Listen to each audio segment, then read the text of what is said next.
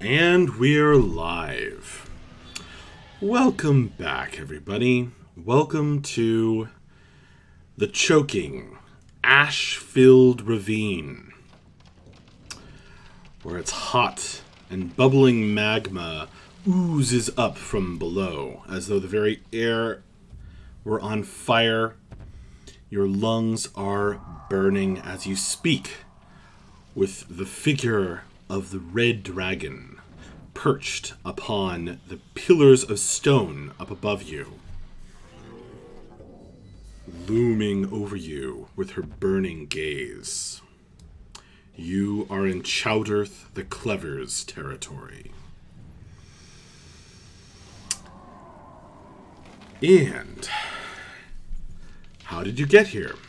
Well, last time you guys trekked several days across the Wildlands, making a beeline to the northwest from the Whisper Sanctuary. Leaving that temple behind, you crossed Etten territory. After getting into a bit of a tangle with some Ettins, you crossed into the forest where you found a mysterious... in the Etten territory, you met up with someone from Akiri's past, who gave you a lot of useful information in return for the news about the death of one of her friends that you guys had run across the remains of. After that, you went into the forest where you had a strange encounter with a man in a giant ruby and a crashed airship. But determined to make your way northwest to find and save Bref's sea brothers, you continued on. You crossed through the desert without great incident, burning through your stash of food supplies and water. And then you entered the mountainous, rocky, ashen wastes of Chaodyrth's territory, the Dragon Land, where you started this campaign and were involved in the death of her mate, Gretarar, the tyrant. Now you find yourselves confronted by this figure.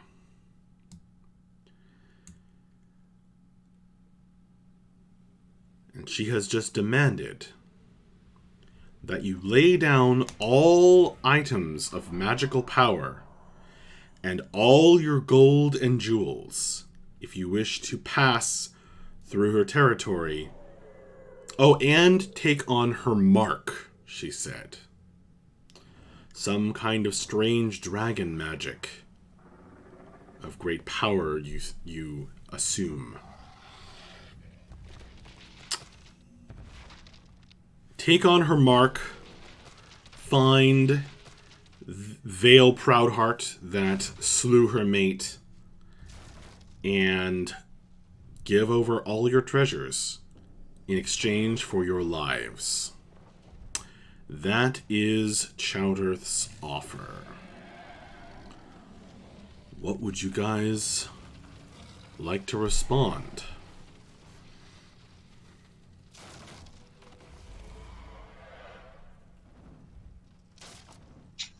Well, that is quite the generous offer, considering how powerful and well-known you obviously are. However, I believe that there may be a couple instances in which we might perhaps be able to convince you that you may not have all the information.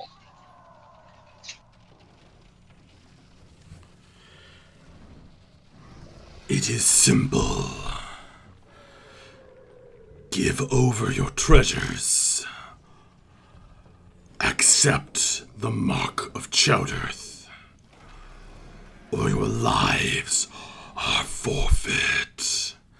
And her hot breath, hotter than the fumes off the lava, blasts over you guys once again,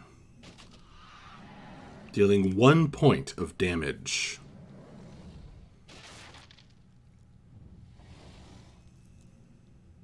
Well, if I'm going to be honest, if I have to give up all my treasures, my life might as well be forfeit anyway.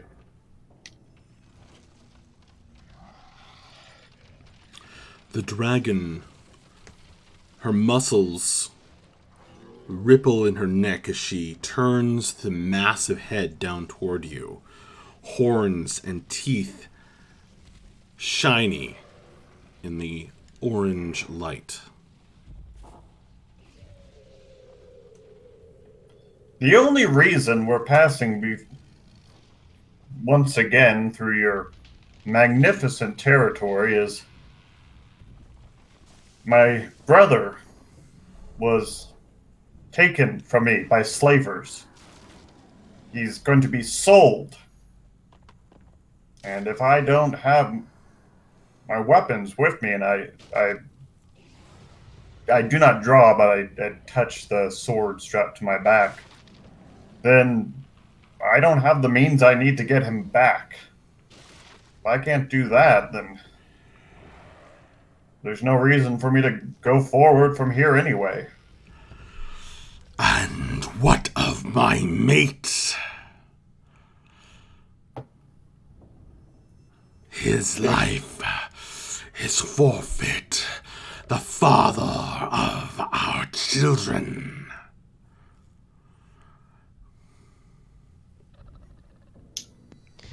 When we took the job to come to your territory for the first time, we were told that your mate was not meant to be harmed. I don't know who decided to change that, but if I could go back and make it so that hadn't happened, I would. I have no desire to see anyone killed without reason.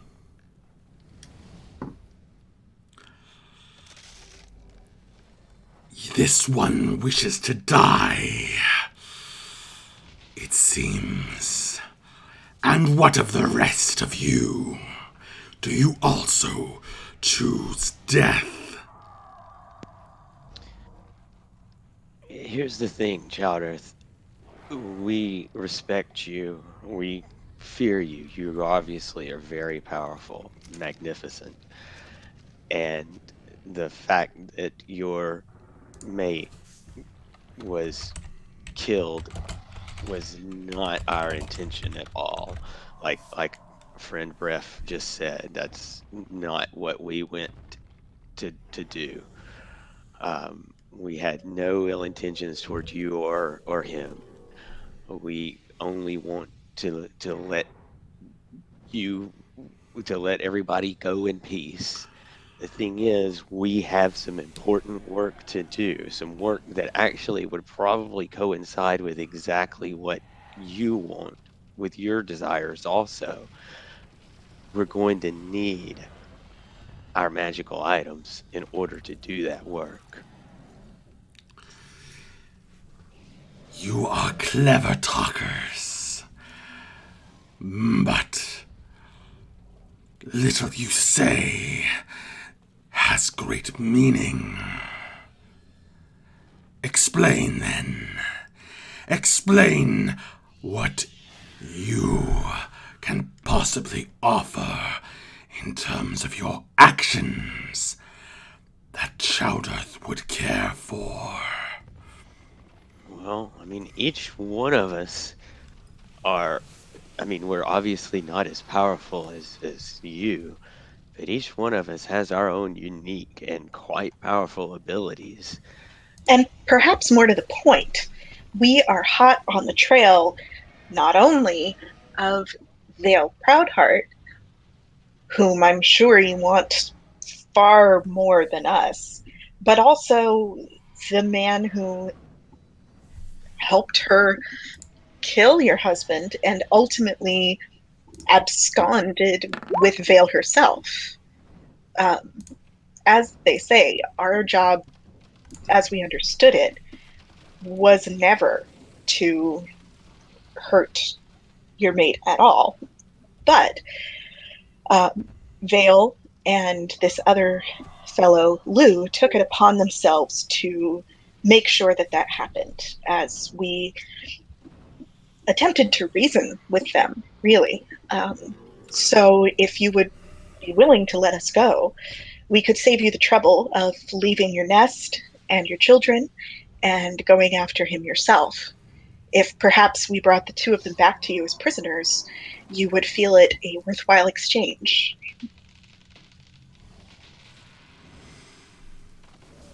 Your offer. I'm going to ask you to make a deception roll. Okay. You are not on Vale Proudheart's trail. Well, we kind of are. You totally are not.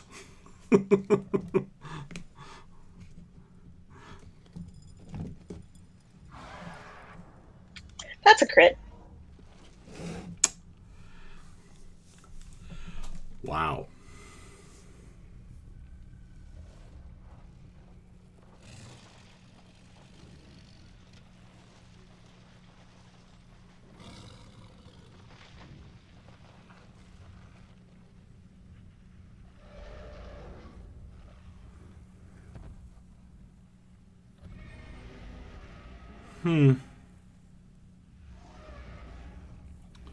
I mean, I guess She that's seems literally all what I she could do. seems to be a bit taken aback. Surprised.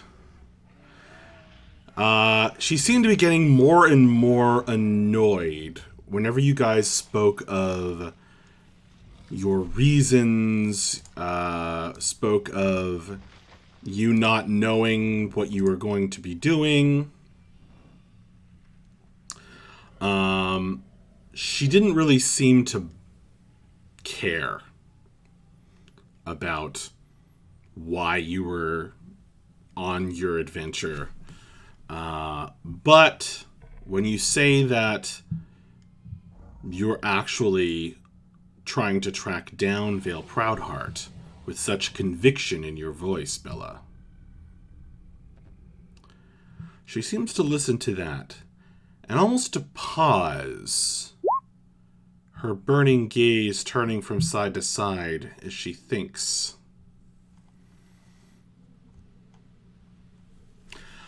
Could everyone please, as she pauses, and your attention has been riveted on her burning eyes, but now as she kind of, her claws digging into the stone, turns her head, her tail lashing. I'm going to ask everyone to make a perception roll with disadvantage, please.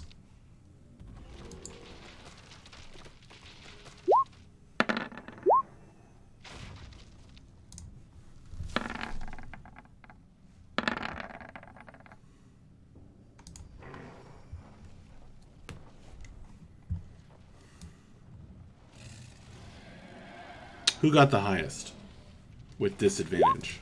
Mayra! With a 15? Yep.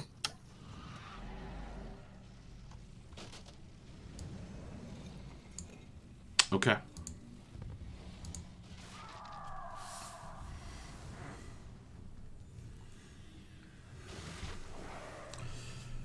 She looks down at you and says, "Even so, you are thieves.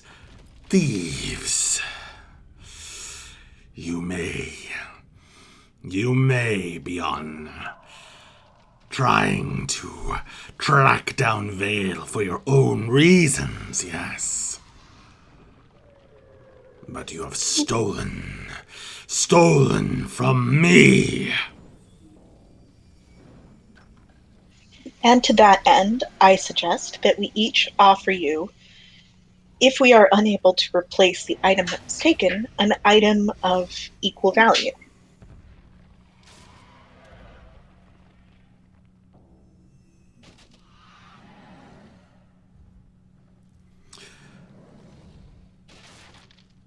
You will pay what you can. And if it is not of a great enough value to appease me, you shall die. I will take lives from your group until I am satisfied. Well, that seems fair. Will you give us a moment to get what we are going to offer you together? If you stay where you are, That sounds fair. as the waves of heat blow over you guys, you start opening up your packs. I'm going to take the copper ring off my finger. For sure. Okay. So I have my hammer, which is magical. I have the enchanted arena viewing mirror, which is magical. I have my extra powerful whiskey. That's Maybe. probably very magical. Yeah, I would assume so. At least One it'll give way you or a magical experience. the other. Right. And 3 gold. I mean, I've got the copper ring, which, did come from their lair, so I'm willing to part with it.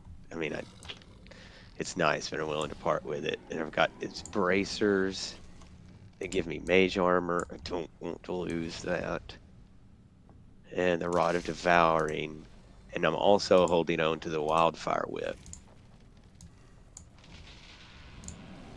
And I think that's all of my magical stuff.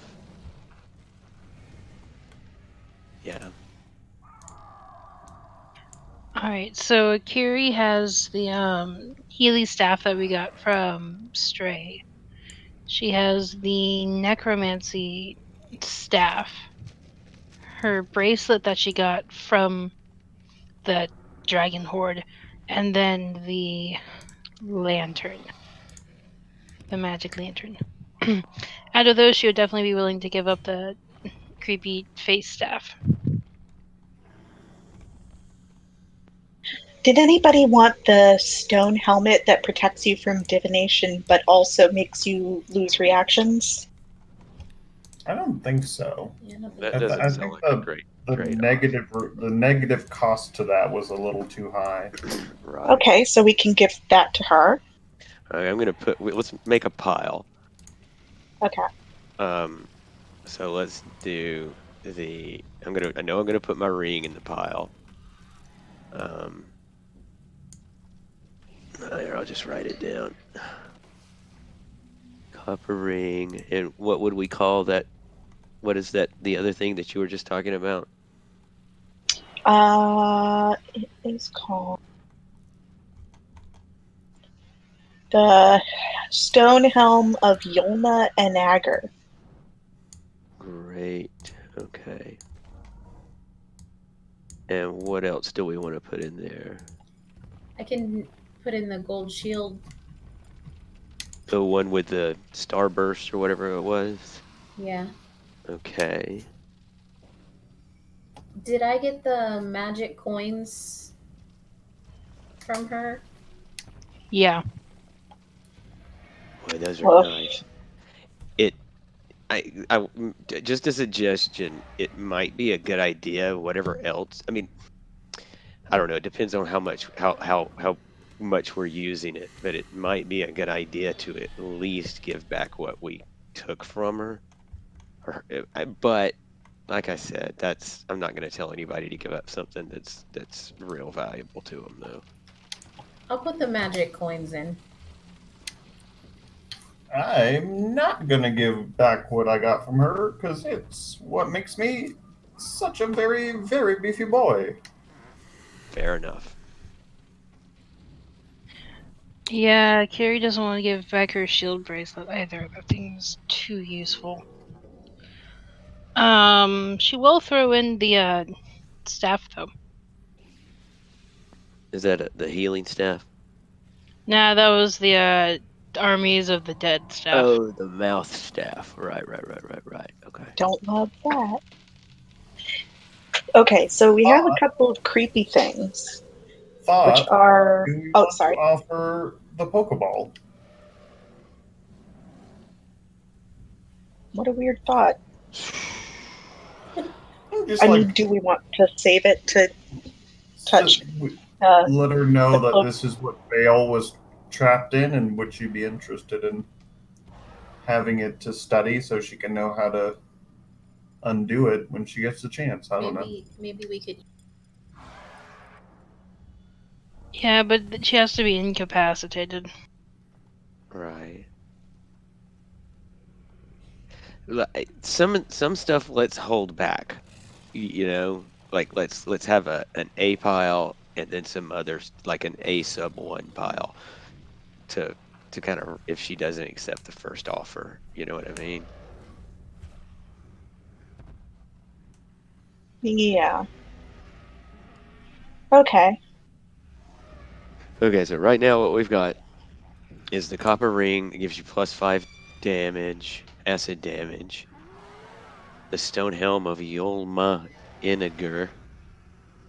The gold shield with an eye etched in the middle with rays of sunlight. We don't really know exactly what it does yet, do we? Okay. The magic coins, the mouth staff. What about this wildfire whip? It's something I've been saving it for Krim. There's also the hammer and the arena master's mirror. Okay, do you want me to put that on the list? Oh yeah. Hammer, arena master.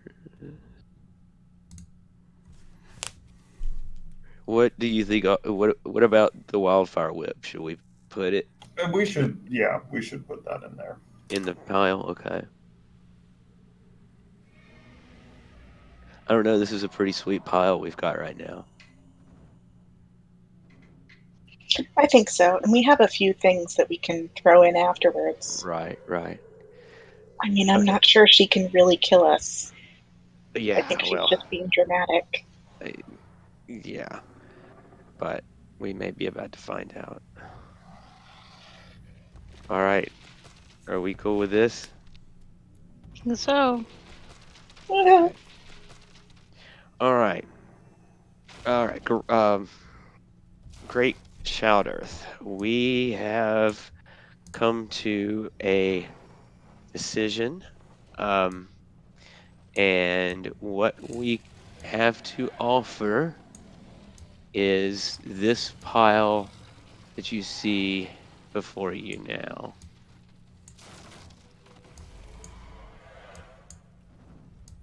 And it's got the copper ring, the stone helm of Yoma Iniger, that gleaming golden shield with the eye, magic coins, the staff with the mouth, the hammer, the arena master's mirror, and the wildfire whip.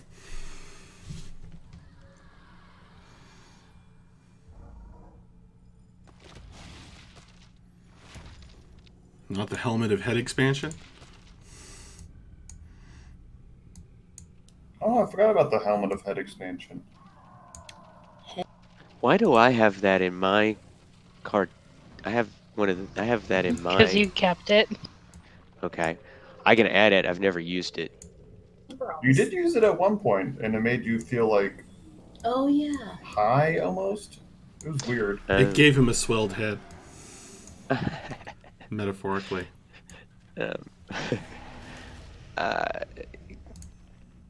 Yeah. Okay. But I mean, yeah. But it's still in my hand right now. But I'll drag it. Yeah, that's because I put it on the table. Oh, okay. Gotcha. Yeah, add that to it also.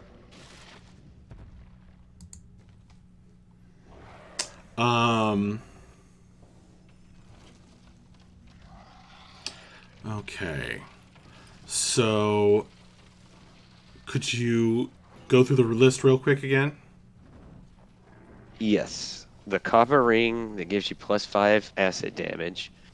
The stone helm of Yolma Inagur, which I'm not really sure what that does. The gleaming golden shield with the eye and the starburst. Not sure what that does. Magic coins. The staff with the mouth. The hammer. The arena master's mirror. The wildfire whip. The helmet of head expansion.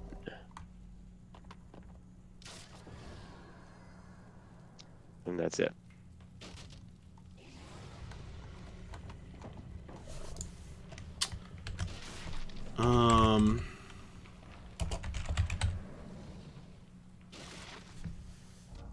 Okay.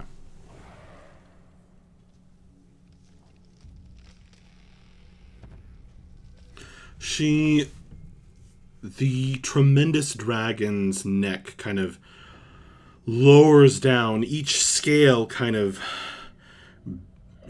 curving with the bend of her neck. You can, with a creature this large, it's like every motion of her muscles is like the motion of something as big as you are. And she looks down at the pile that you have made on the ground. And with the heat of her gaze, you get the sense that she can gauge the value of these things and perhaps know more about them than you do with a single glance.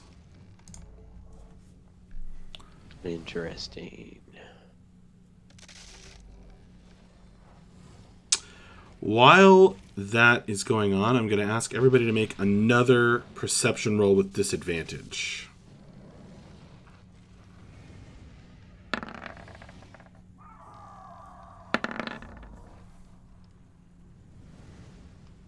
There we go, Akiri. I'll take that.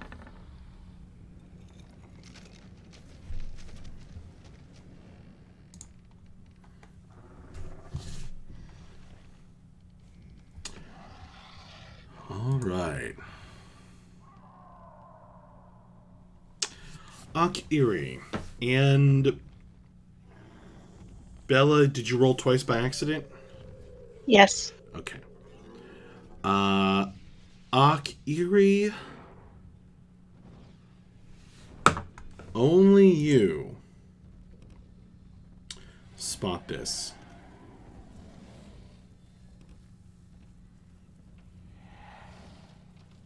I'm gonna whisper it to you. Sounds good.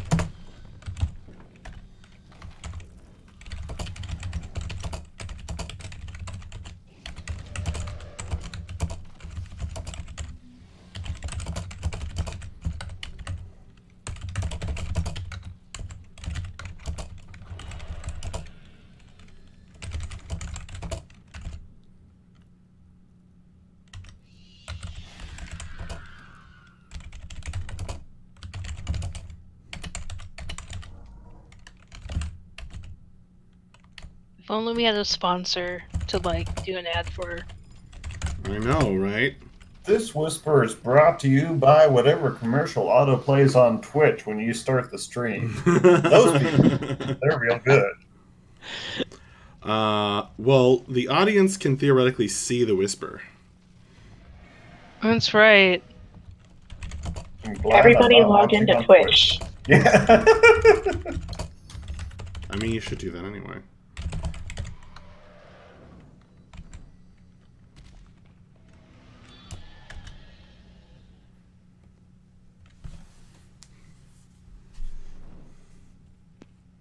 I did just renew my sub to your channel. You did.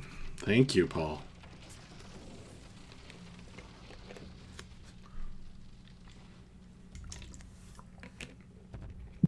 Okay, Max. Okay. She looks over the pile, which is has some powerful things in it, but here against the immensity of the rocks, the lava, and the dragon herself, it doesn't make a huge pile. She looks down at it, looks over at you guys. Her long tail snakes out and kind of waves over the pile as though she's thinking about sifting through it, and says, "Not insulting, but not enough."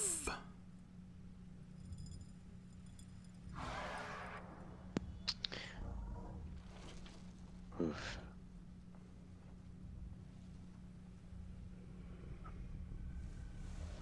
Alrighty. Okay.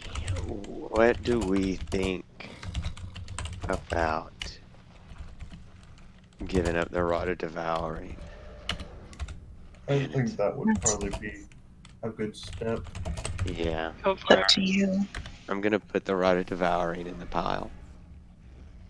What about the lantern? We could. Man, that's a nice lantern. It is a nice lantern. Um,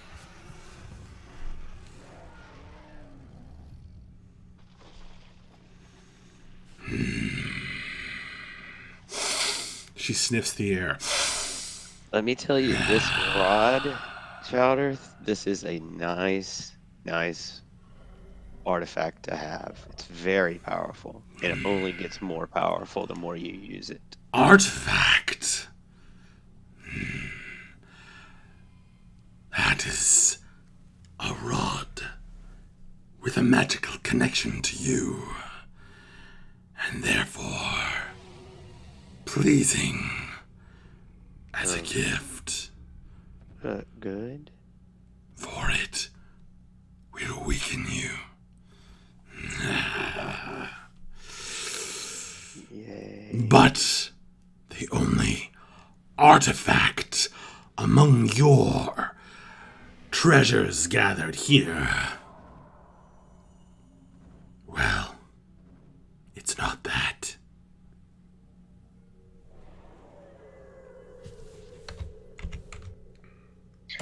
well, how about this? And I pull out the zombie dress. I don't want to. I say, I think it looks a little small, but, you know, maybe if you lost a couple pounds. Oh no.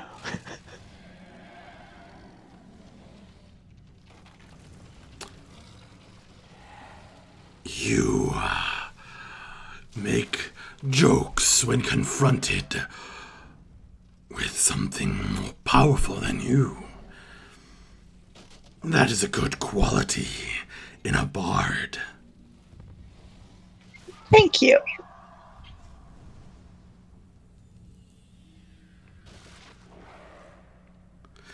Yes, give it here. I'll put it on the pile.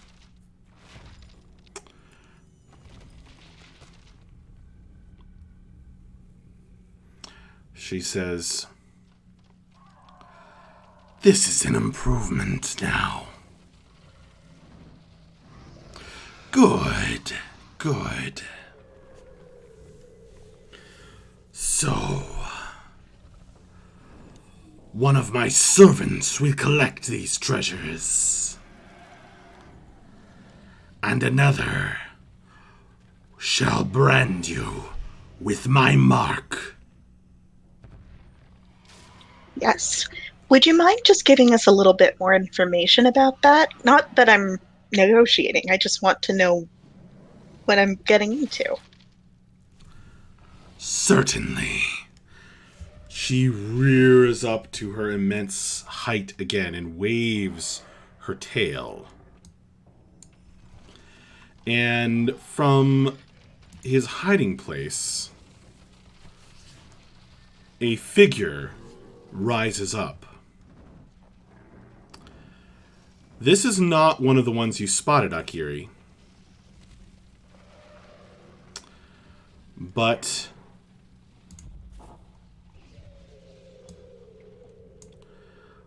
is rather well-dressed and is flanked by two hulking masses of rotting flesh.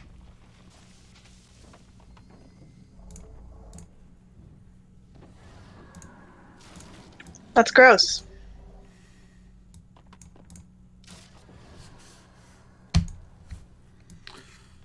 So they kind of stomp forward, dropping bits as they go.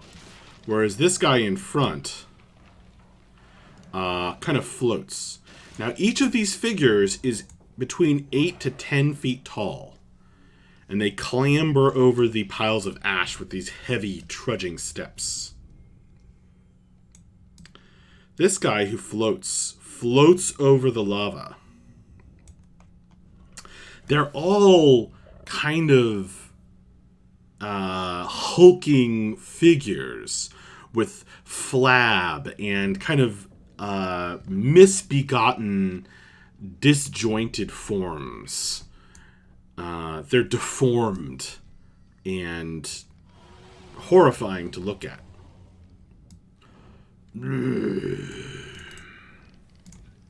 are those buddies? This thing leaps across. She says, "The servants of my servants." And you see that you now see that they are all wearing these heavy iron collars, just like the goblins were, that were slaves of the dragons that you met before. She says, "You see, while we have been speaking, they have been surrounding you."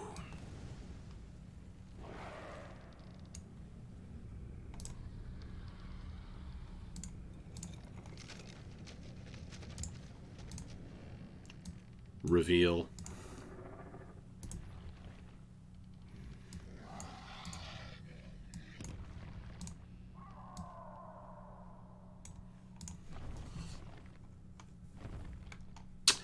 These are the living versions of the rotting figures over on the other side.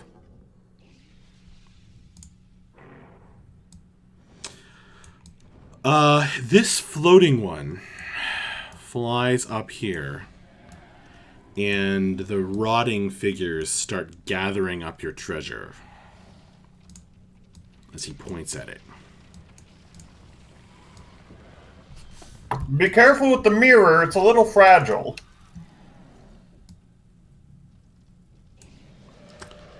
They start gathering it up. Meanwhile, the dragon looks on. Kind of streamers of smoke curling up from her nostrils.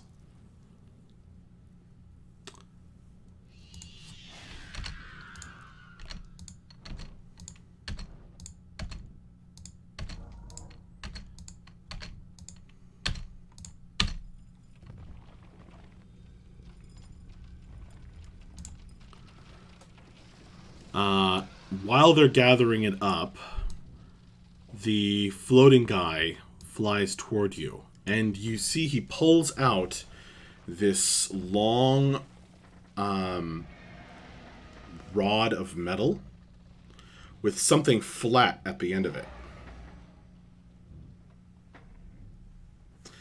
And he holds it in the lava.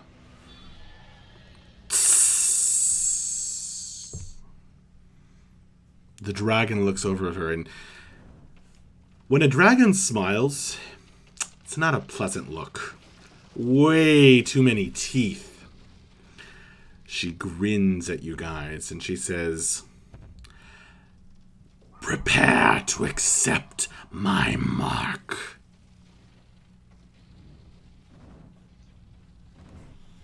"Thus shall I follow your progress as you find Vale and bring her to me. As well as the other one, if you can."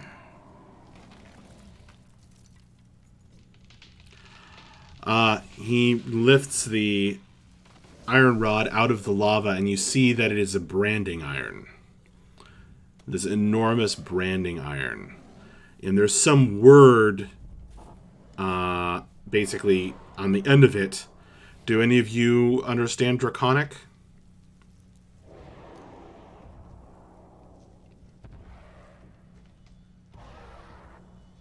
No. All right. Yeah. Suddenly Krim appears and says, "I do, I..." Oh, no. No.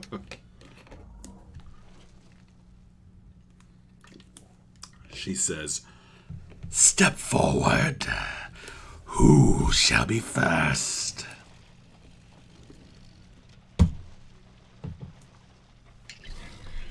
I'll go. I'm really gonna look. I'm gonna. Okay. Yeah, just do it. All right. I will. But I'm gonna be right behind you. Where are you going to have it done? I guess on probably my leg would be easiest. All right, you raise your pant leg, and the horned creature, the tall figure, his eyes alight with a dark glee, leans down and presses the brand into your leg. You know what bacon smells and sounds like? Yeah.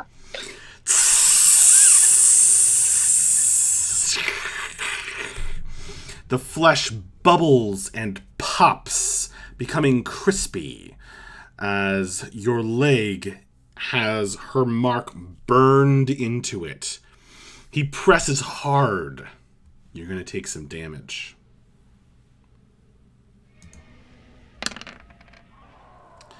You take 7 fire damage.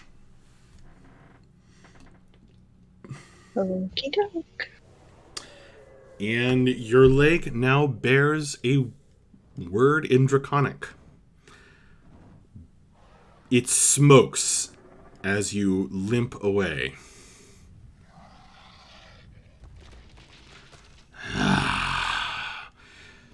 "Yes," says Chaodyrth. "Now I shall be able to find you, Bard." Man, you're lucky. A lot of people would kill for that opportunity. No doubt. Who is next? Yeah, go ahead.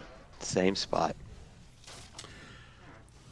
He gets up in the lava and then, but it doesn't take quite. You're resistant to fire. So he has like a hard time. Where are you accepting the brand? The same place Bella got hers. Okay. Is it your left or your right leg? Right. He has to like reheat it and like do it again, Equitas. Great. I got the guy's first day on the job. So you're gonna take half of 10, and then he has to do it again. So half of 7 for 3. 5 plus 3, 8. There is this awful smell. Actually, it's kind of a weirdly tasty smell in the air. And the fat That's me. creatures that are all around kind of go and lick their lips. That's me, weirdly tasty. Who's next? I'll go, and I roll up I think it's my right arm that does not have the dolphin tattoo, and offer it.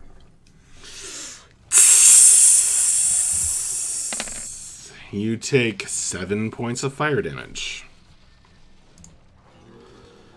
Yes, your little band will be trackable now. Who is next?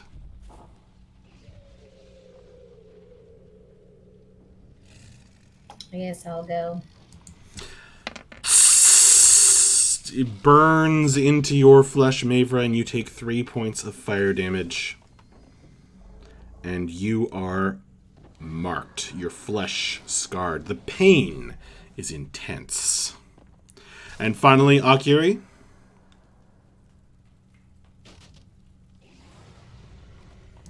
Yeah, she absolutely hates this, but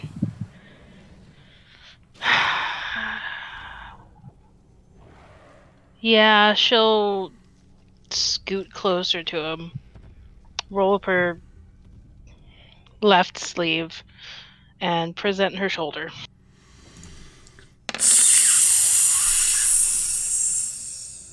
Fire, 5 fire damage. Rockets pain through your body as the feathers crackle and catch fire. And then down to your skin.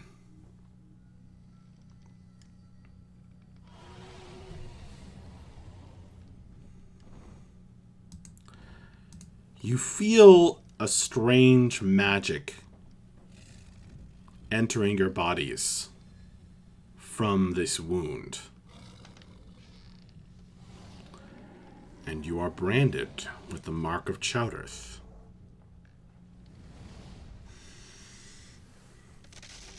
Good, she says. Good. Well then. Do you wish to pass through my territory? Yeah, I think our business is done. It would seem so for the time. When you have found word of Vale, bring it to me, or bring her. And then we will discuss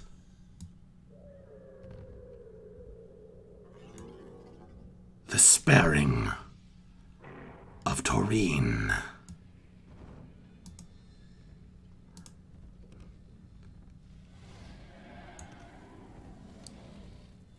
I'm sorry, what? Oh, you must not have visited for a while. I have a special plan. Wait, is it on fire again? She raises her wings. No, child. No. I have something far better in mind. Safe travels. And as she raises her wings and gives them a beat, she turns into a cloud of smoke, curling and twisting up into the air and dissipating.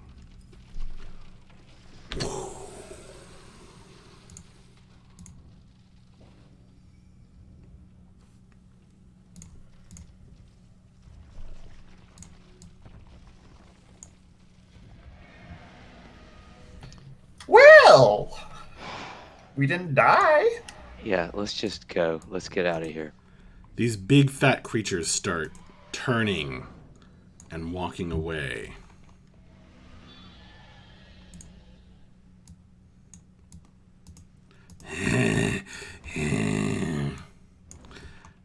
Itching under their iron collars.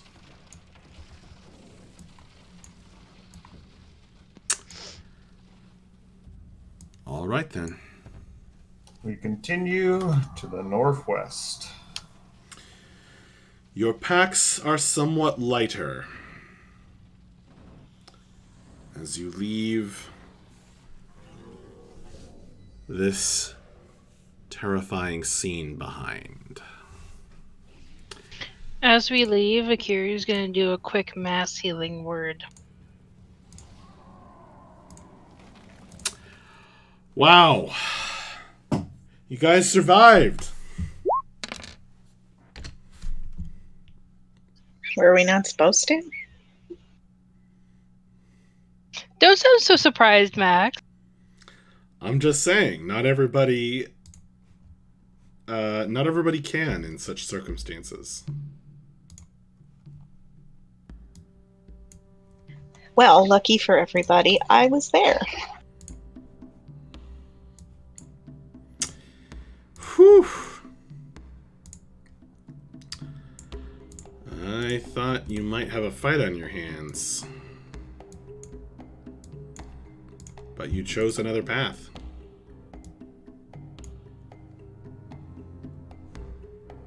I think that's kind of the story with this group, is like, we don't really want to fight everyone, but like, we can if we have to.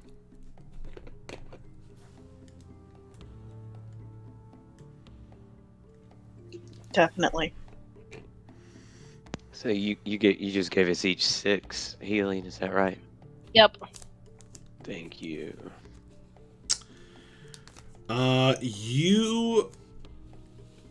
believe, yeah, you're going to have to decide if you want to sleep in her territory. Absolutely not. No, Are you kidding me? I want to get the F out of here. Yeah, I'd rather take a point of exhaustion than Okay. stay the night here. All right. Well, as you guys continue to travel, you are followed the whole way out by those hulking ogres trekking through the ashen waste. All of them? To figure that out, you would have to make a perception roll. I'm just giving you that information for free. Okay, well, I would like to see how many are followed us, so I'm going to roll perception. Okay. 20. There are 5 of them following you. Okay. Presumably the 5 who had snuck up behind you. While Chaodyrth distracted you with talk. As she put it. Right.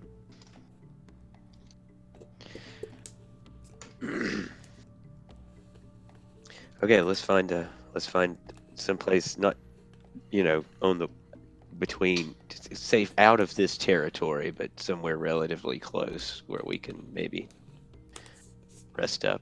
I guess we need a rest. Is that right? Otherwise, we'll get exhausted. So yeah. Well, if you want to leave the territory, you're gonna end up you're saving against exhaustion. Oh, okay. All right. Well, still. To get out of her territory is probably between 4 to 6 hours travel, as it is now evening.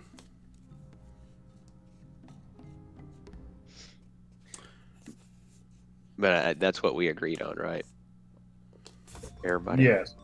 Yeah. I would not feel super safe, Correct. even though she says she's letting us go. And those other things look hungry. Oh yeah, they entirely enjoyed the smell of your branding way too much. Not into that. Same.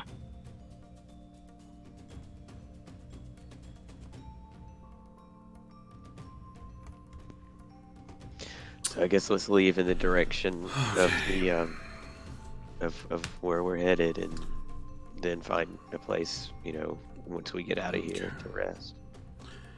Well, it is a difficult journey still ahead of you, because traversing these ashen mountainous wastes with their burned trees and piles of sulfur, gaping chasms, is not an easy path.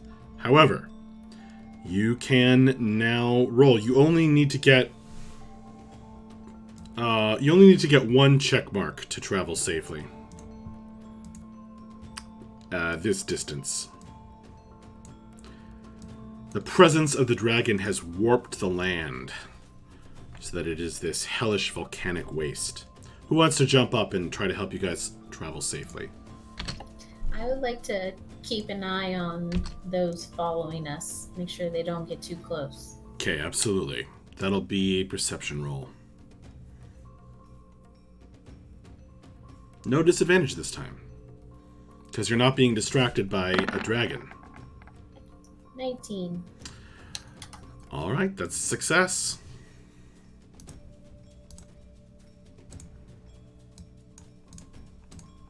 Okay. I'm going to need everybody to make a Constitution saving throw, please.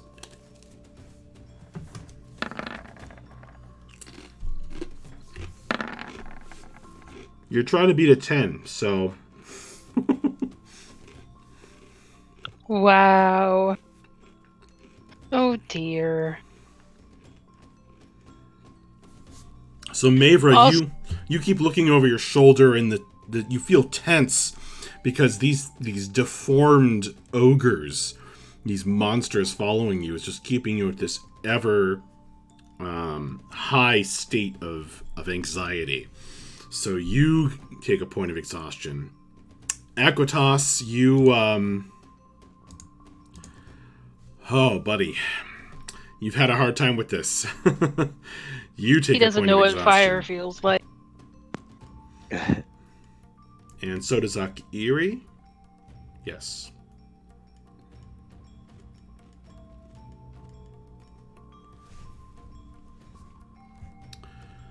Okay.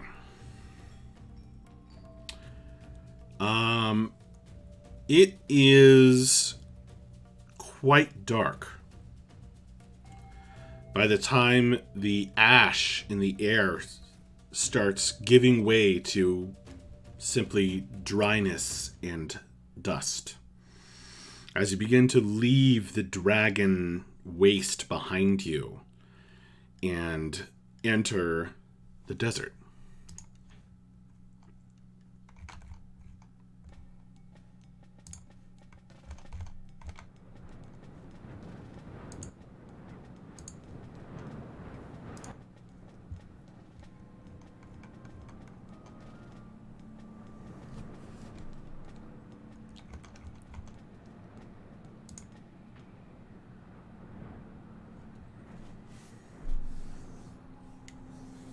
I guess we find a spot.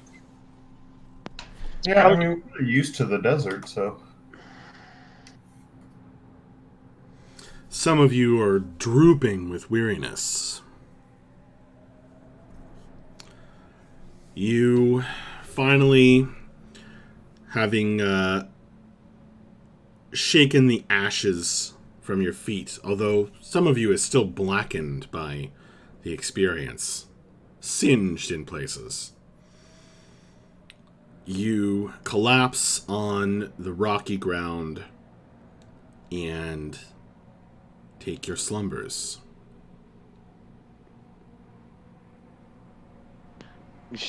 So we should probably do watches. Oh, Don't you yeah, think? I'll do first watch.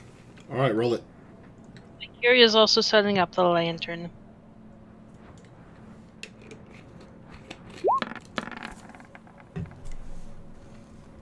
$13.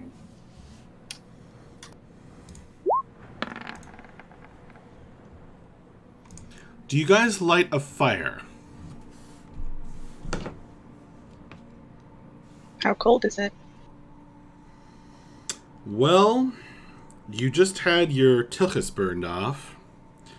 But here in the desert, with the wind and the night and the winter, it is pretty cold. Then yeah, I vote for we do it. Yeah, I mean, if it's cold enough where it would, I mean, we can kind of feel and tell how cold it is, and if it's like, wow, this is too cold to sleep, then we'd go ahead and light one.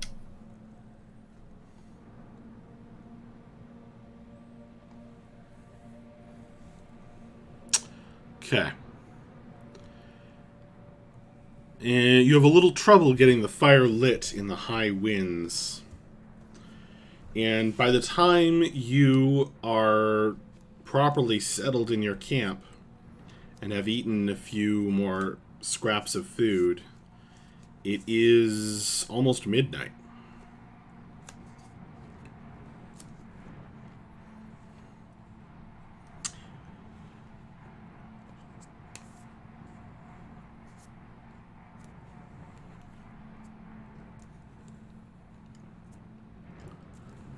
There are...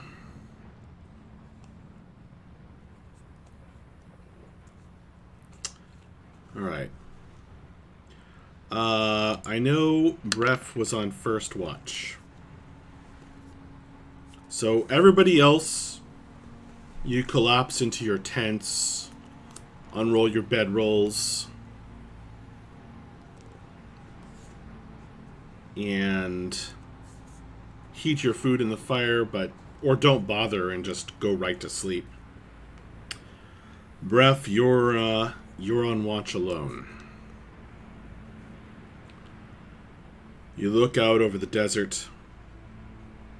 Behind you, there's the distant orange glow of the volcanic vents in the dragon's territory.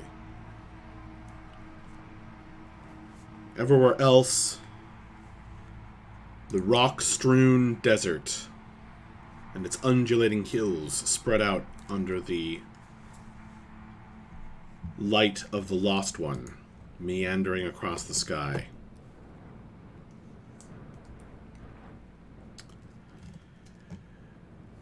What was your perception roll? 13. You notice some distant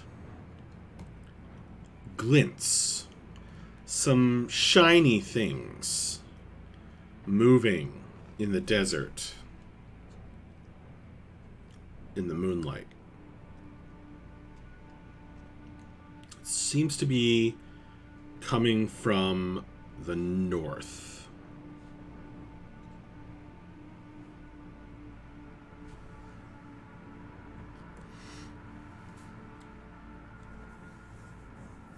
Are they approaching us at all? With a 13, you can't really tell what direction it's moving. All you see is something reflecting the moonlight, little glints.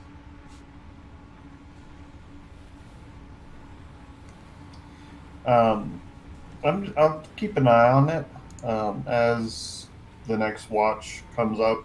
I would certainly tell them about it, kind of give them an idea of where it was, so they can also make sure it doesn't unexpectedly pay us a surprise visit. Okay.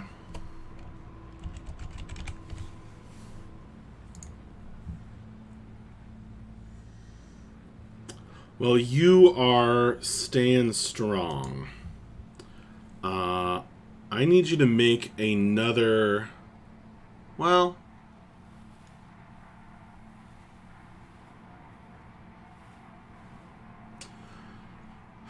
You're keeping awake, but it's not easy.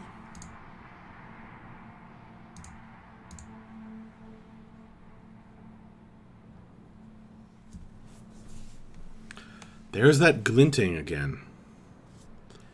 Seems like it might be getting closer. This is about half an hour later.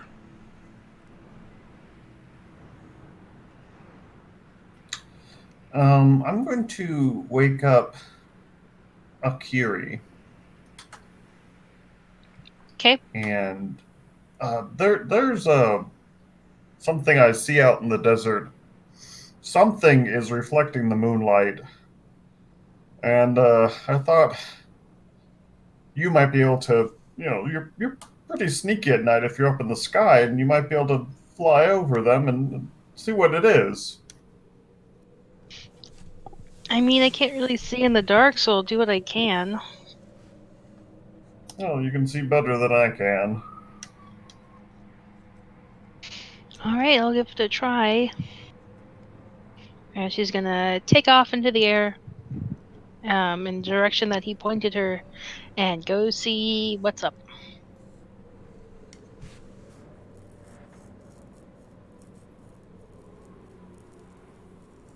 Okay. This is some more activity, and you barely got half an hour of sleep. She's very sleepy. I'm going to ask you to make another Constitution saving throw. Okay. Son of a gun. So now you get a point of exhaustion. Just 2, actually. How? Oh, 2. What's the second one do again?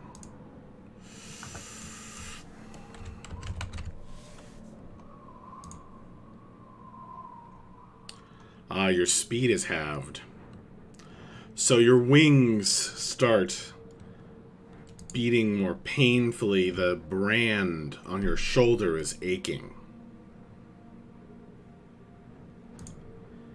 And your eyes are drooping in the air. How close do you want to get in order to take a look? Preferably not very, but as close as she needs to actually get a look. Okay, make a perception roll.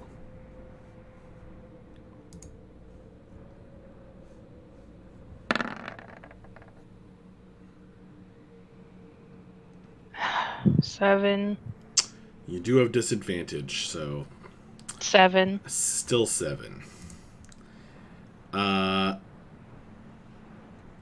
Well, it's definitely people. It's the glinting is the moonlight off of their steel helmets.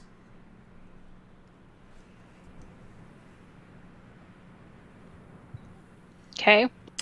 Some of them are moving kind of oddly. But they are kind of trying to keep in a somewhat straight line. There's around 24 of them. Oof. Okay. They carry spears, swords, and shields strapped to their backs. And some large-looking packs as well. Their faces are muffled against the sand whipped by the wind. Does it look like they're headed in our direction, or is that something she can't quite tell? They're heading south. When you look over your shoulder, you can see that your campfire does stand out in the light, in the night. Okay. Curious, once she figures this out, slowly she'll meander her way back to Breath.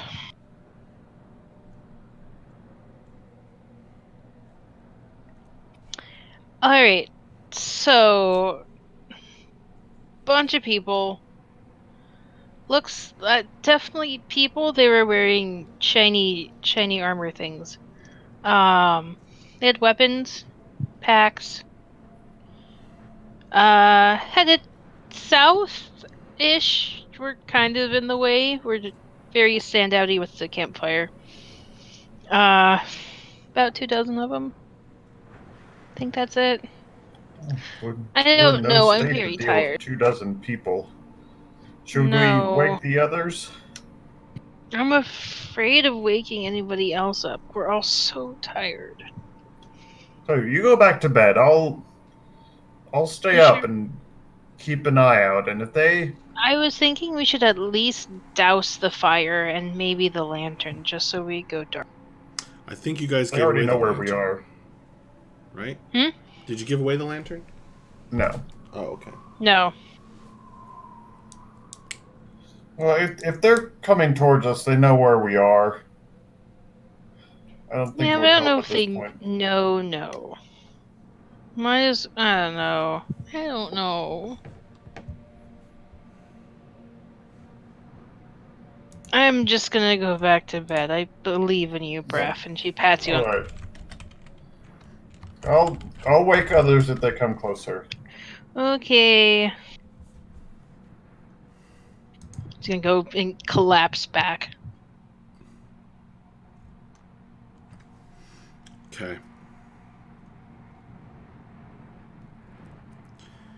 Breath. They continue approaching. Now, Akiri, until she got tired, was able to fly a lot faster than you can walk, or than these people can march.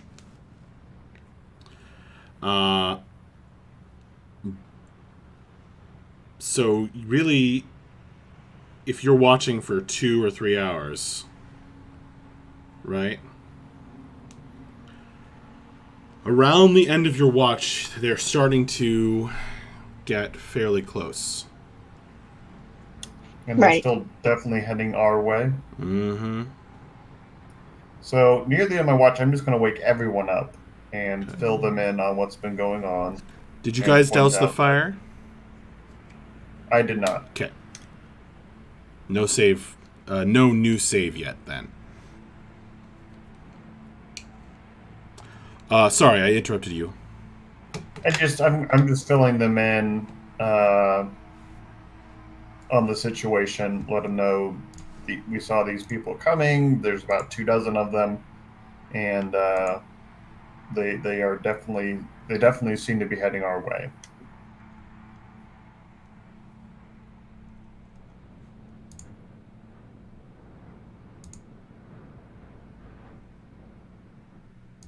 Well, I suppose we ought to get ready for whatever happens.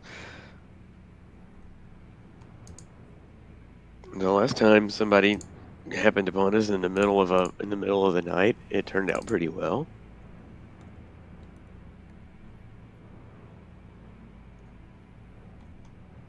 That's true. Can we see or hear them now? Now that they're getting closer. Yes. You can see the moonlight glinting off of their steel caps.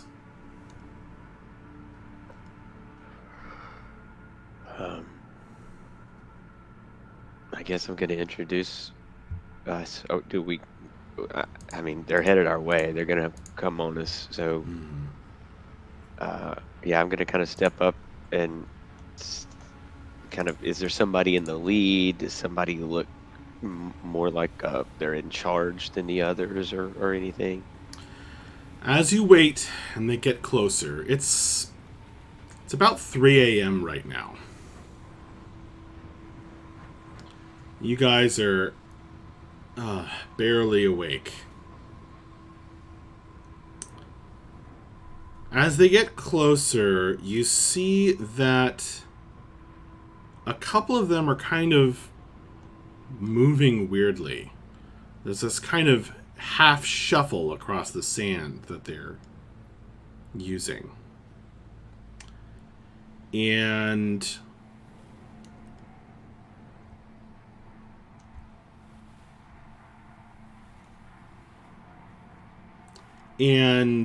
the one in the lead is one of those. Now, most of these people are men, humans, and a few folk who are thin and wiry enough that they might be elves.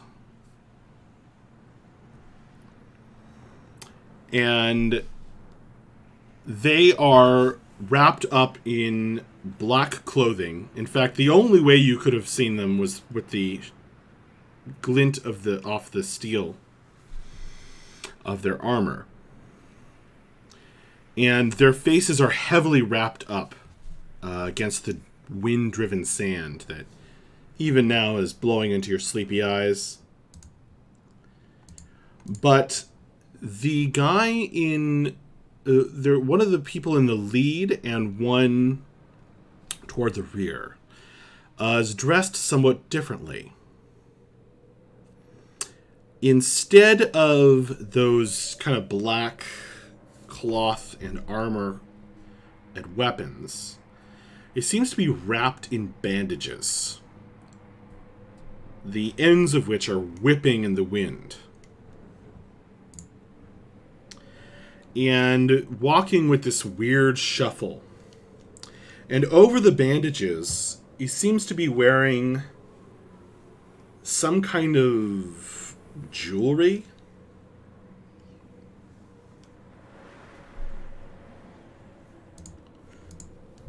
Or vestments. Some kind of metallic decoration over the bandages. And you guys can actually hear them now as they come tromping over the undulating hills of the desert. So there's the wrapped up one, and there's another guy, probably a human, wrapped up in black cloth and armor and weapons in the lead. And they come up toward the coals of your fire. Good evening. It's a cold one, isn't it? They look up. The thing in bandages kind of shuffles up near you. And you get this kind of very dry, old leather kind of smell. It's not pleasant. And then you realize that its eyes have a slight glow to them, deep within the wrapped up bandages and metal jewelry, which in the moonlight glints like the steel armor does, but a different color.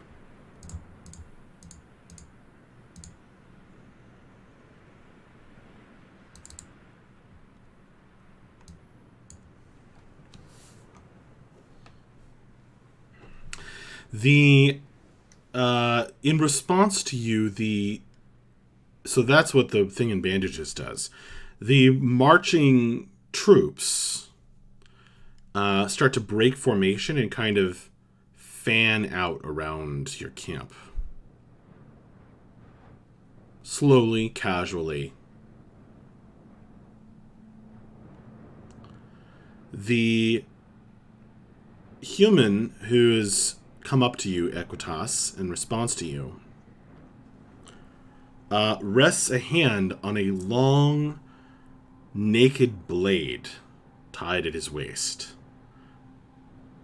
with a slight curve to it. Even in the moonlight, it looks sharp.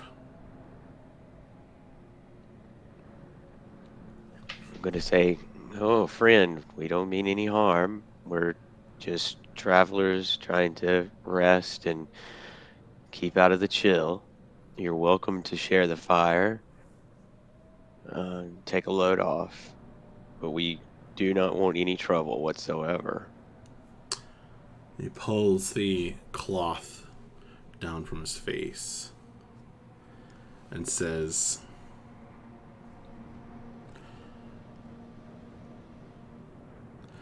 "My friend, do you go to join the fight?" What fight would that be? He grins. You see that all of his teeth are filed into points.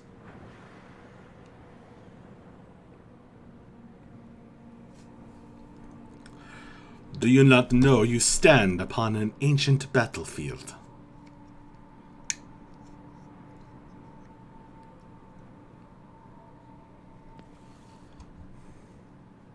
I don't think we knew that. But it seems like everywhere these days is an ancient battlefield or a future battlefield.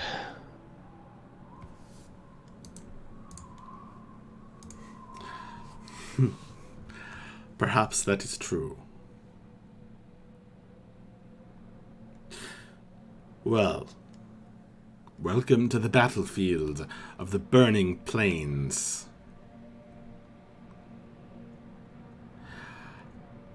It is good your words are friendly, but I must warn you, these lands are claimed by my Lord of Razors. And were we not in a hurry to reach the oasis to the south, we would now take everything you own.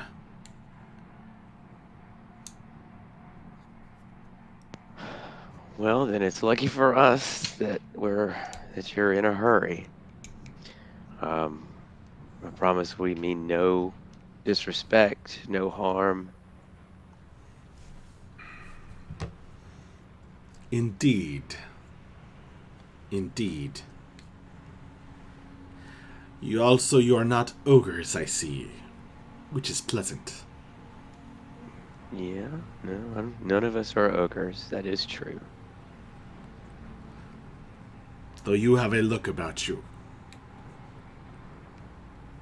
Uh, yeah, I get that a lot. Do you serve the dragons?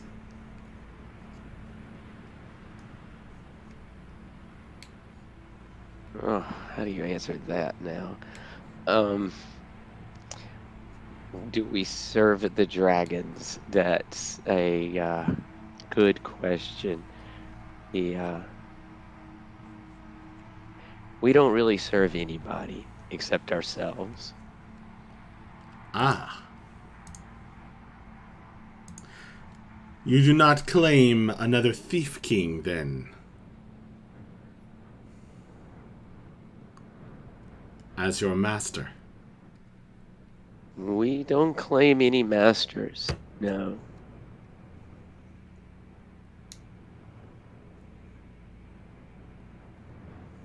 Well.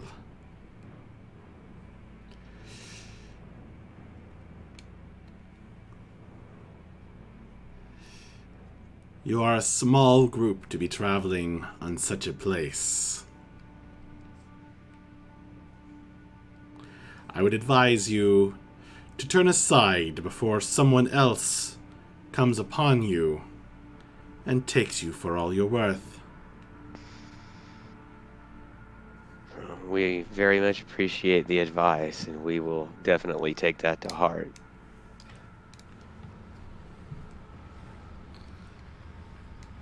"'Tis best to travel at night in these places. But you look tired.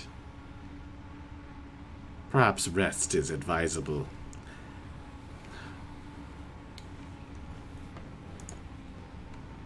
Yeah, that's exactly what we were thinking. And we appreciate the friendliness that you've met us with, and if you don't mind, we would like to get back to our rest. If any of you need to share the fire, again, we're nothing but hospitable to strangers, as long as it's also met with the same hospitality.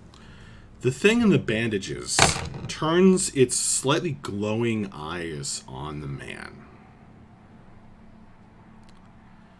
And it says, from within the bandages, "Akram! Akram! Waste no more time with these fools. We must be going.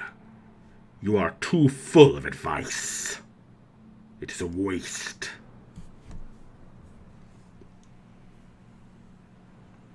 Does these sound like Fitzy Wells, pal?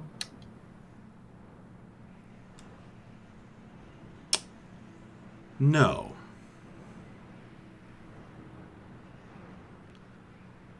That, he does not have the same build either.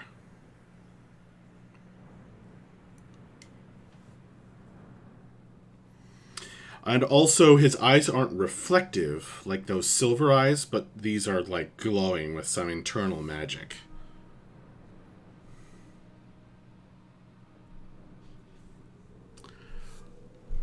And the guy with the filed teeth smiles again. Ah, yes. They say I am too friendly. Well, we must be going. But now you know my name. Akram al-Tamir. And you are? My name is Equitas. It's good to meet you. Equitas. Strange name. But these are strange times. And this is a strange place. Beware as you traverse the old battlefield. For there are creatures... He seems to catch himself. There I go. Giving too much advice again. Good night. Good night. Safe journey. Safe travels. The group kind of reforms on the other side of your camp. Some of the definitely human or elf figures look a little longingly at your fire, like they'd rather sit down and take a load off than continue trudging through the freezing, wind-blown desert at night. But the group marches on, taking their leave to the south. After they're good and gone, the Carrie's gonna say, "Do you think those guys were actually real, or are we just group imagining again?" Nothing would surprise me, Akiri. I mean, they might have been ghosts, but they were definitely real, but maybe not real. It's hard to tell. This is a weird place. Yeah, I mean, this is I'm honestly I'm questioning everything I'm seeing around here. Dragons. I'm wondering if Cordy left some of her special powder in all of our rations before she left. On one hand, I don't think she'd do that, but on the other hand, that's definitely something she would do. All right. Well, Equitas, you stepped up to speak to the people, and that was somewhat of an exertion.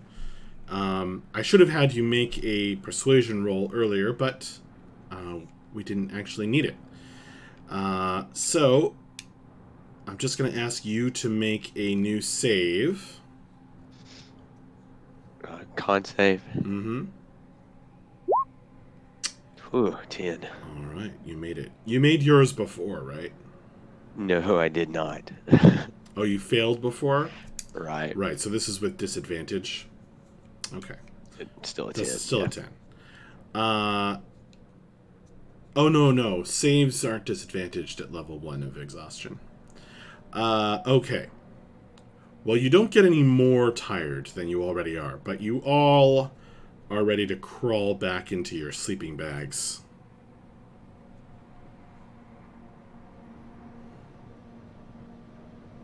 I mean, we probably still want to watch after what just happened, but so who's next? I guess I can go. Are you all going to take a turn watching? Probably. Probably should. Okay. I guess that's what we ought to do. You know? Okay. Kind of a standard watch rotation. Okay. I mean, if there's 5 of us, so if each one of us takes 2 hours, then each of us can get 8 total hours of sleep. Okay. Is there anything special you want to do during your watch? I don't I think so. don't think so. Okay. Then everyone remaining, please roll a perception check.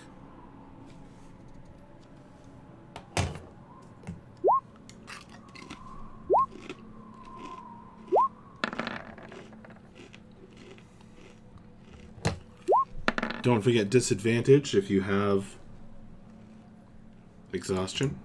Mavra's will be at disadvantage, so she got a 14. Akiri's is also disadvantage and also 14.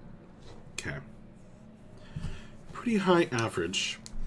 You spot some other figures traversing the desert in the distance, but not coming toward you.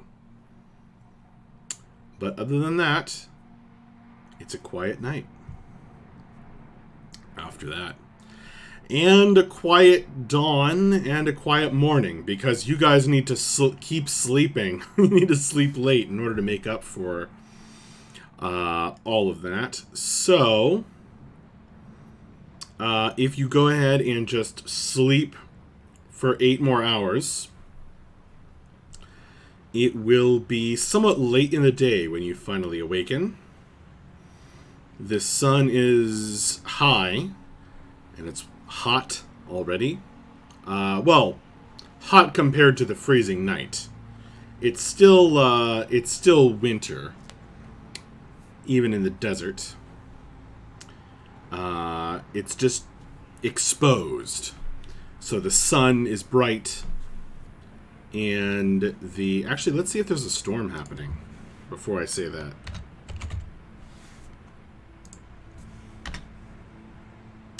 There is. You freaking jinxed it. And a dust storm begins to blow up. Now, it's not too terrible. It's just going to limit your visibility and make travel difficult. And make Akiri hate her life because feathers plus dust is no bueno. Oh, she is caked in dust within minutes as this blows up. But if you sleep late enough, you guys do clear 1 level of exhaustion.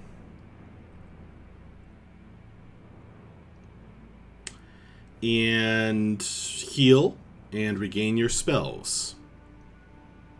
With the rough night that you had, I'm going to say you don't regain any HD.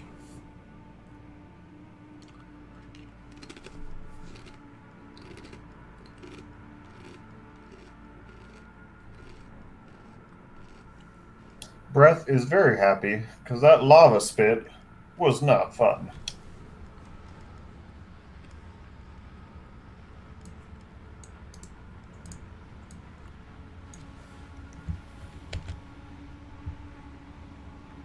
Alright, I guess we have to start hustling again. Yeah. Yeah, let's... We are almost there. And just in time. Yeah. Now, if our calculations are correct, we should arrive the night before, which I think is perfect.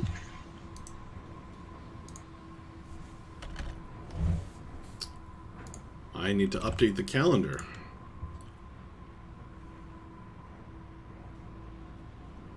So it is now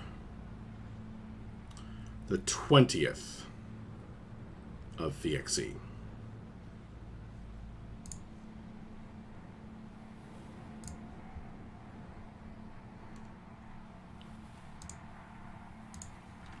Oh, we're coming up on Prim's Hatch Day. Oh.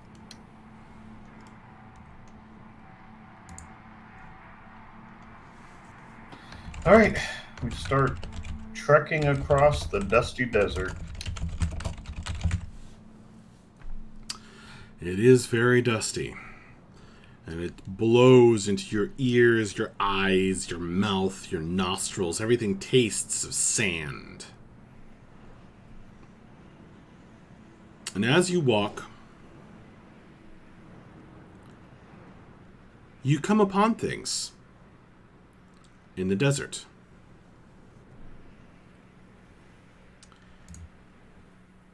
skeletons piled up here and there. Or, in one place, a number of broken spears stuck in the ground.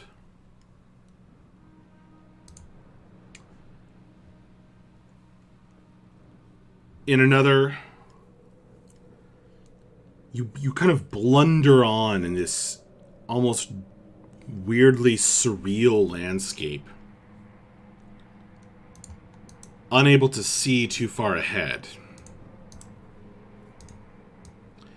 And when you come upon these sights, it's like a suddenly appearing out of the billowing, wind-blown dust. And you come to a kind of cluster of what can only be siege engines. Broken down war engines, like enormous wooden wagons that look like they've been broken. And the skeleton, the white bones of some tremendous man, a giant, kind of lying in the sand nearby.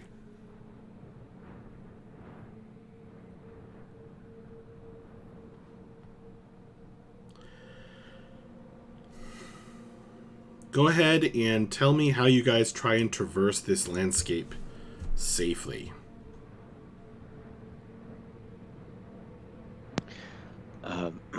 I would like to keep a good look on all of the. Just keep an eye out, make sure we're not being followed, make sure there's nothing hiding. I'm not going to go too far away from the group or anything, but just keep an eye, make sure nothing's hiding amongst all the stuff that's strewn about that might ambush us. Just generally keep a good look, keep a good eye out. So, perception? That's what I'm thinking. All right. 16. Okay. Well, this is a very challenging landscape, but you make it. You keep an eye out for anything moving around, and there actually isn't too much. It almost seems like you are the only things you're seeing wandering around at this time of day. But there are numerous places where there's evidence of past battles. Just not any current ones, fortunately. Or if there are, you point them out and you guys avoid them. At one point, you do, Equitas, spot what looks like footprints, a large amount of them, clustered in the sand, but they're quickly blowing away in the dust storm. So that would seem pretty recent. Definitely going to point that out to everybody. Indeed.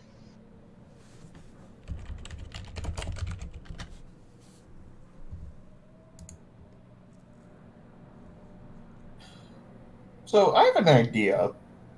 Might be a little dark, but Breath, when we're passing that dead, bleached bones of the giant, Breath might think those ribs could make some good walking sticks. And so he's going to try and harvest some and pass them out to the group to help keep their balance and from falling down while we're hiking through the sand. I like it. What kind of skill are you trying to have this? Survival, like harvesting what I find and using it in a useful way. Absolutely. I buy that. I like that. I don't buy it at all. I buy it real bad.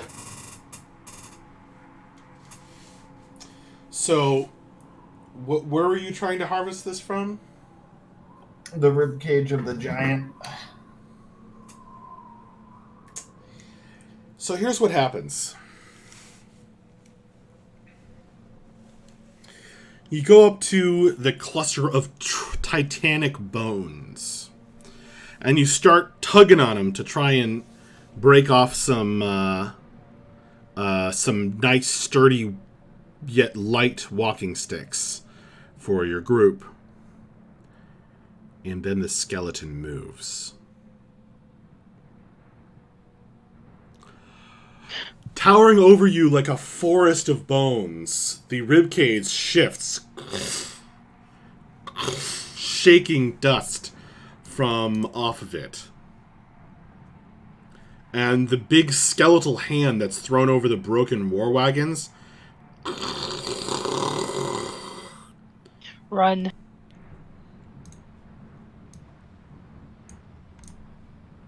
Like, not even sitting around to see what happens next. Just run. Just run. Yeah, I think I'd certainly at least run back to the group and see if it tries to follow. When you run back to the group, a cloud of sand passes between you and it.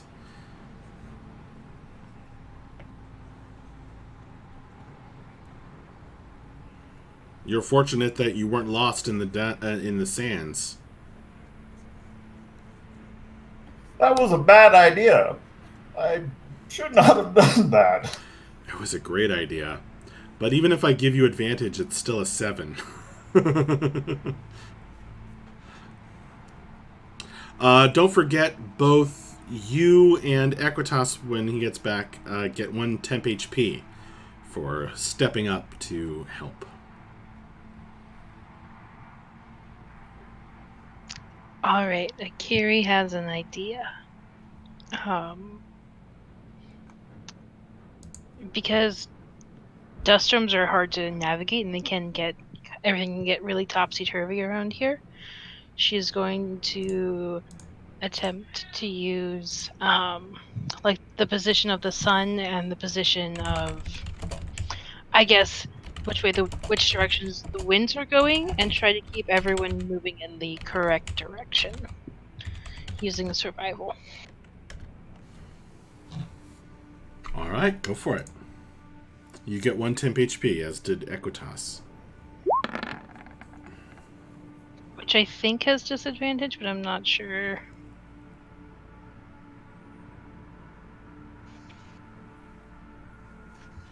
Because she still has, doesn't matter anyways, it's just a... Okay. This is very difficult terrain to traverse, and there is a dust storm happening, which makes it significantly harder. So that will be a fail. Alright. Paul and Danielle missed the giant skeleton moment. Oh, that's a shame.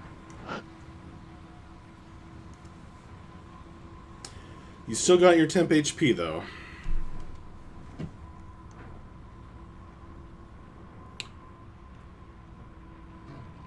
You pass on Akiri.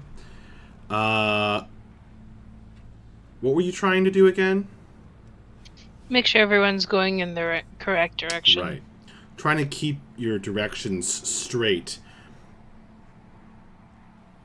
But then you pass by the same pile of war wagons, and the skeleton, the huge skeleton, which has now turned the other direction. And the giant skull is like looking around. You've gone in a circle somehow. Definitely not going the way you intend, which is northwest. That didn't work.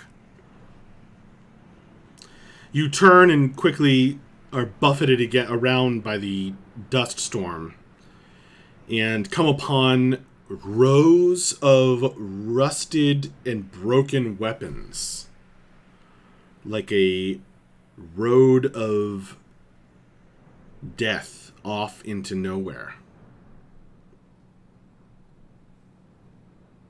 Almost like a fence made of broken weapons across the sand and rocks and occasional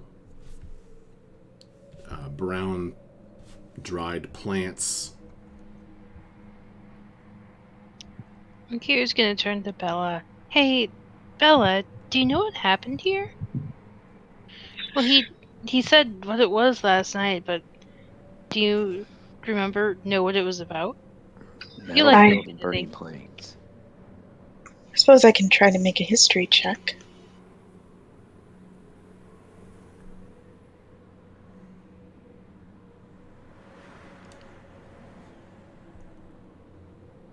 Oh, you made it. You didn't tell me there's a. I just made it. Okay, got it. So 14. Yes.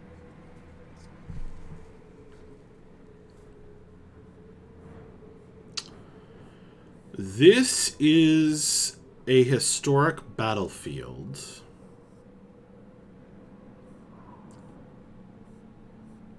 where there are forces. Basically, there's an ancient fortress or fort to the north that has had many different masters over the years. Many different groups have conquered and held it. And to the south, there's a large oasis in the desert before it then gives way to some actual greenery and some hills and mountains to the south. And this has essentially marked the best pathway through the desert historically.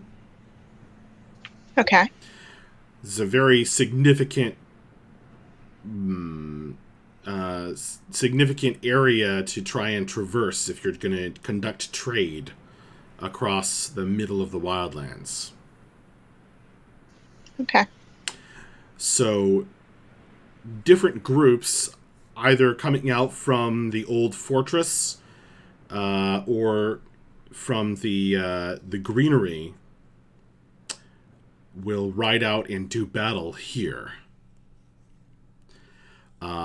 Both of them generally strong enough in their own territory that they can hold it for a time. Sure. But nobody can fully conquer this long, war-torn desert area.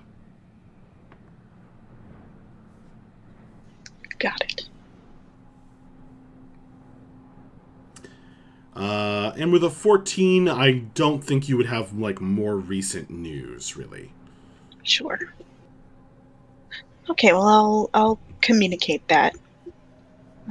Basically, it's not so much, well, it's been the site of a lot of battles, but it's more important for its usefulness as a mode of travel than it is for almost anything else. I mean, it's a desert. It's not particularly valuable on its own.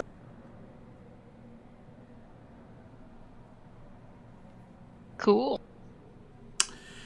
And you now recall the name of the area, of course, which is the Burning Plains. Gotcha. So these are the Burning Plains Desert. That makes sense. Especially considering there's a dragon hanging around. I mean, I'd suspect that was involved.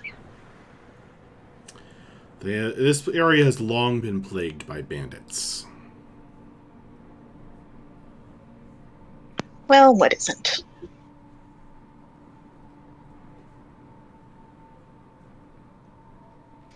Hence a meeting place. Alright, well, you guys have 1 check mark and 2 X's. So the next one is make or break.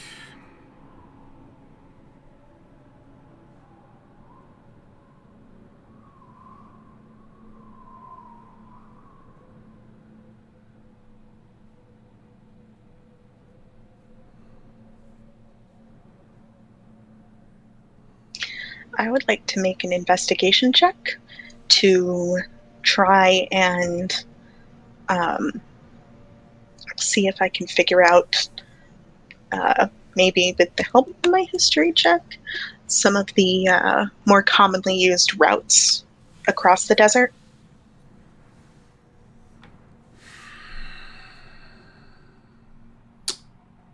But what are you investigating? Signs of travel. So you're like based on something that I've already described? Like No. the fence with the broken weapons? Yeah, but that looks more like, well, I mean, sure, I could use that. I'm just saying, like, generally speaking, you need something to investigate. Otherwise, it's a perception roll. All right. I guess I could do perception. I'm not into it, but I can. Well, it's up to you. I know. I can see some ways this could be an investigation roll.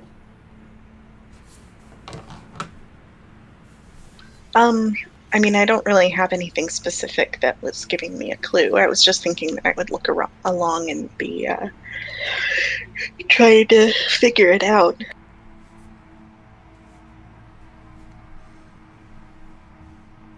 Okay. So I guess perception. Okay. I'll let you do investigation.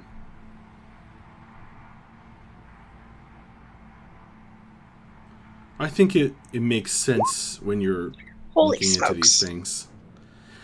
You guys have made a record number of natural ones tonight. I just have to say. I know. It's offsetting all the natural 20s we made a week or 2 ago. Yeah, you got 1 natural 20 tonight, which was lying to a dragon, so that's good. Yeah, out of all of them, that was the one to get the natural 20. Okay. Well, you are gonna fail. And as you stumble on through the desert, Bella is like, guys, you know, she you come up with the idea, Bella. Maybe you guys should follow this line of broken weapons because maybe that marks an old road through the desert, an old trade road.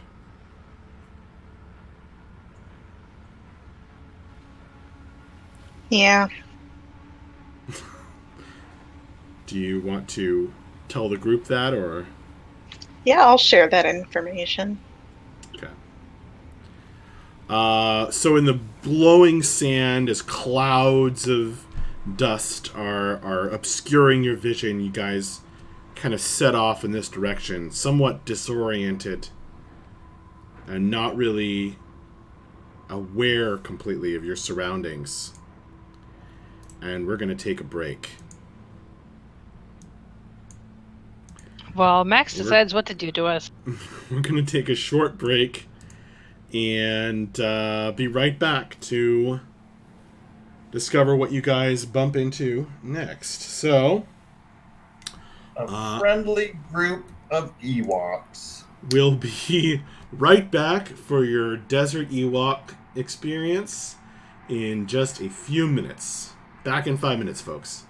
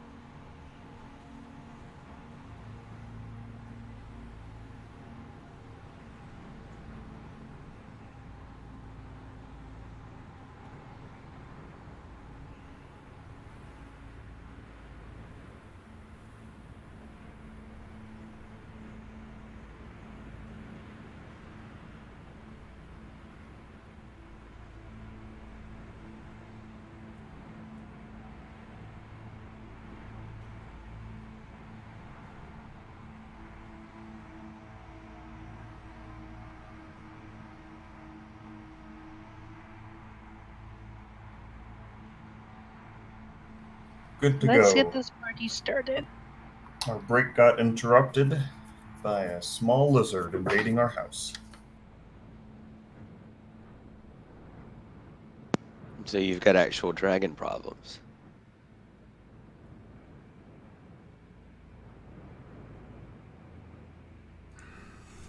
And we're back. Hello again. So, your travels take you across the burning plains battlefield, through the desert, pushing on through the blinding dust and sand. You keep your focus on the line of broken weapons of all sizes, shapes, and descriptions. Spears, swords, axes, broken battering rams, lining this long, almost fence through the desert. And you keep stumbling into different kinds of terrain because you can't see very far ahead of you. There will be rock slides or big towering spires of stone that will loom up out of the clouds of the sandstorm and pass behind you like ghosts. Here and there's the wreckage of the many battles that have been fought here. And you eventually get kind of embroiled in an area where there is a lot of ridges of stone. You kind of find yourselves having to wind your way through these ravines. Kind of a maze through the desert. And you're thankful because it does keep you out of the direct sandstorm that's going on. But it is somewhat difficult to traverse, and you can't really do it in a straight line.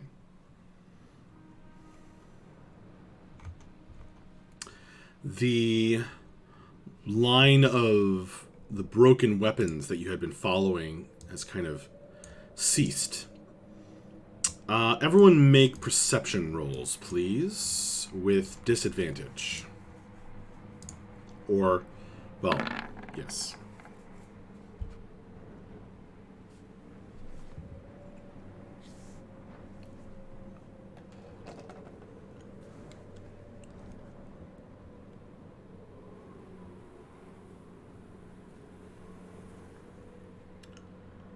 Okay.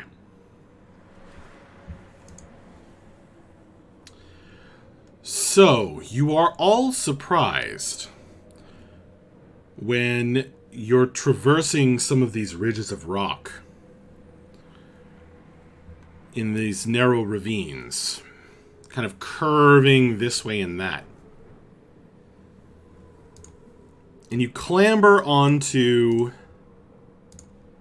a pile, another broken bit of the detritus of war, it looks like.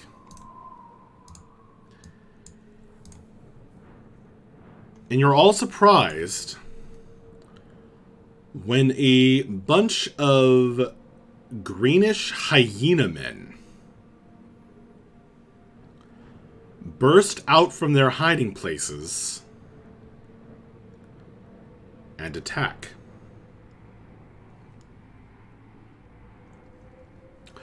Yelling and howling wildly.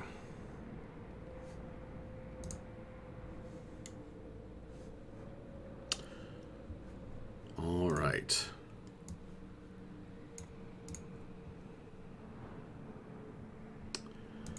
here is the scene.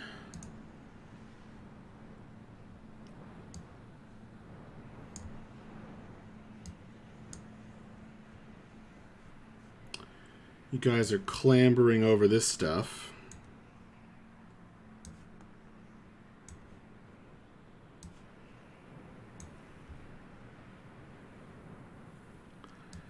Poor miserable Akiri with all of the dust in her feathers.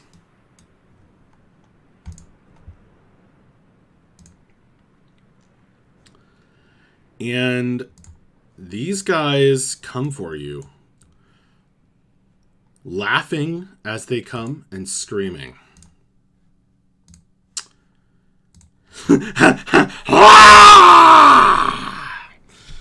Their howls echoing through the canyons or blown by the wind. I am going to ask that you all roll initiative, because these things are not stopping to talk.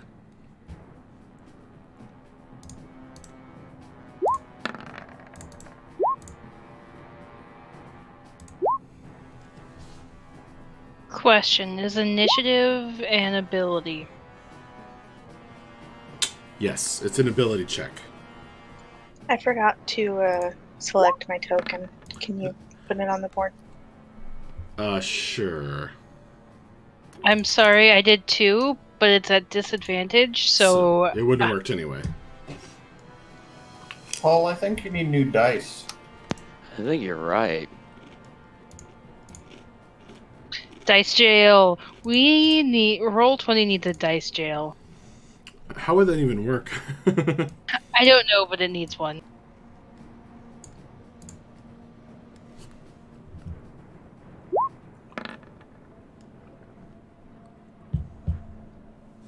Okay, 12, actually.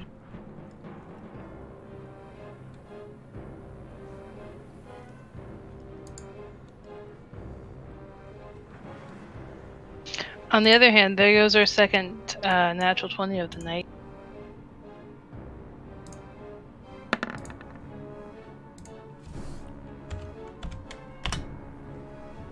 Bella, you want to fill your turn in? Your initiative in? Thank you.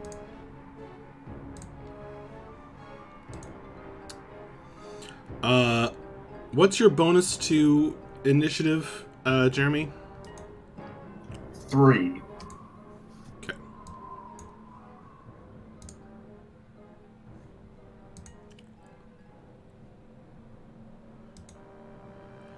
Well, you are currently you're currently surprised. So you can only take a bonus action.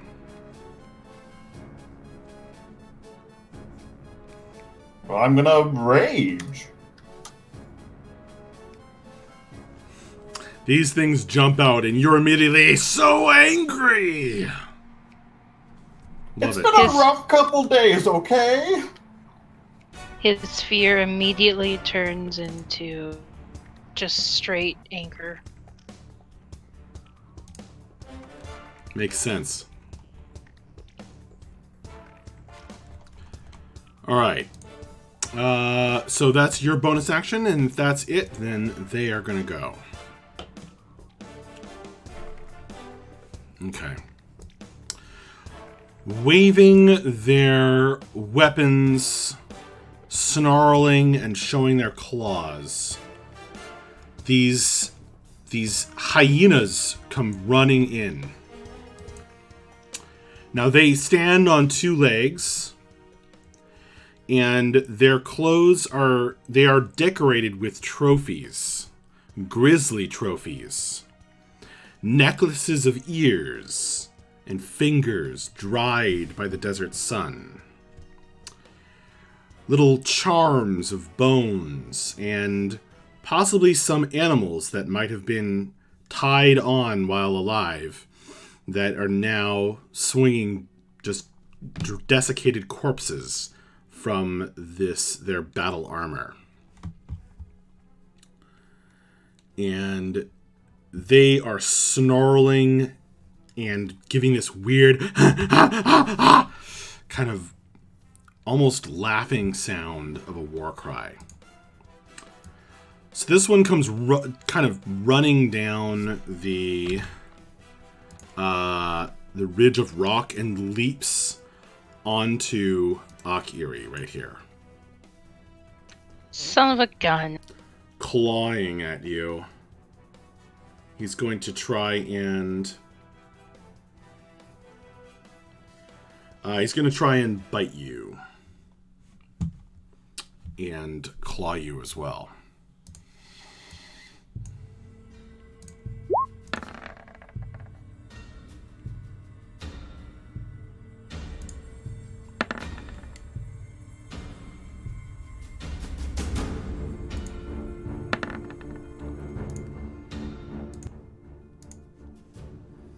Okay. Does a 19 hit? What's your AC?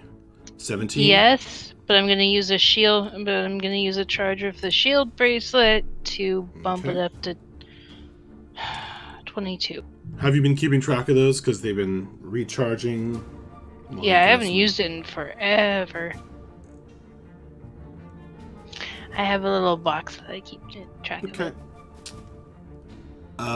Alright. Well, he slashes you with his claws, but snarling, but the, oh, right. Wait, what's your bonus after the shield? 22. Okay. So he got a 23 with the bite, a 20 with one claw, and an 8 with the other claw. So only the bite will hit.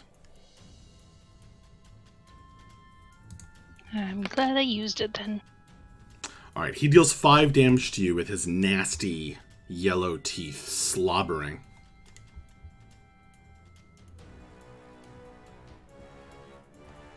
Go away, go away, go away.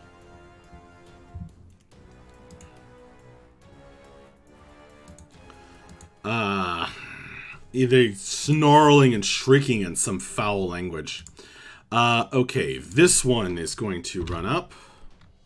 And he has this crude shield that looks like it was made of some kind of scavenged metal from a war machine. And heedless of the danger he doesn't know he's in, he's going to run up to Bref, bursting out of the cloud of dust, and try and stab you with a spear.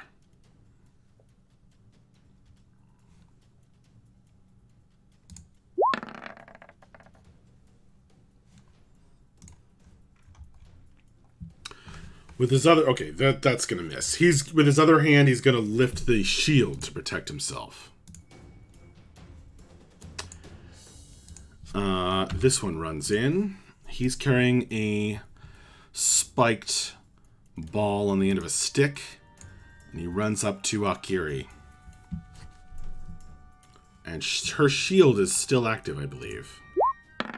Yep, 1 full round of it. So he is going to whiff. Alright. This guy up here has like another axe that looks like it's made of sharpened metal pulled off of some old war machine. But he is at the top of that ridge, and he is going to pull out his bow instead. And fire off an arrow. So he pulls back, snarling, and fires at somebody who's not engaged, which will be Equitas.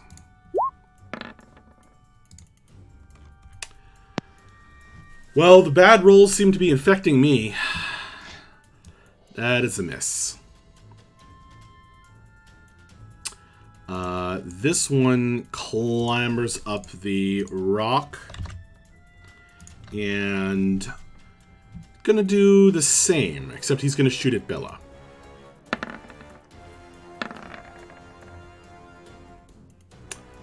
Bella, your AC is 13. He hits you. Alrighty. So, chunk, This broad-bladed, broad-tipped arrow just slams into your body, trailing some weird charms of small bones tied to it. And you take 9 points of damage.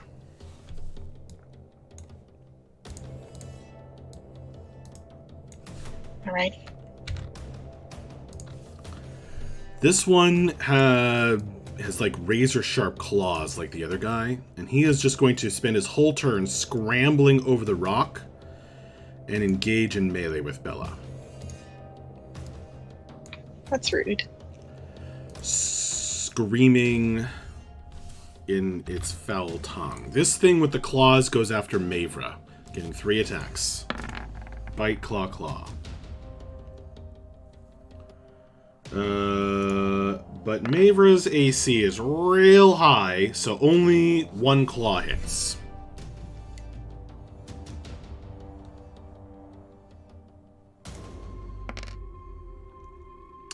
For 4 points of damage. So his teeth and claws on one side just scrape off of your armor, Mavra. The other side, they kind of slip into the cracks in the armor. A space where the metal doesn't protect you. And you feel the razor sharp claws digging into you. Okay.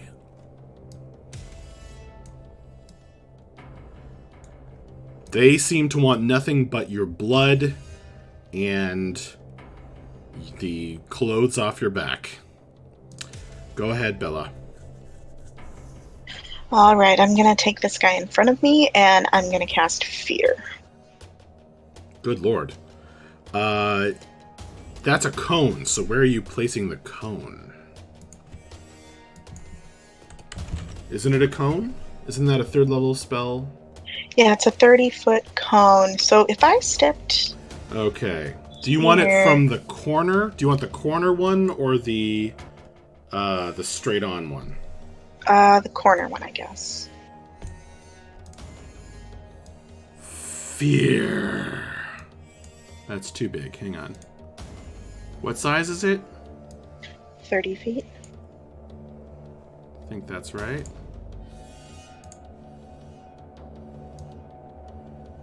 Yep. Alright. So where are you aiming this?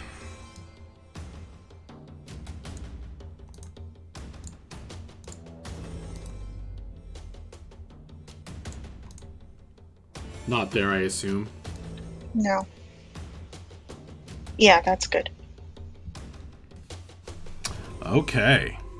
You're gonna get 3 dudes, and by the way, that's what it looks like.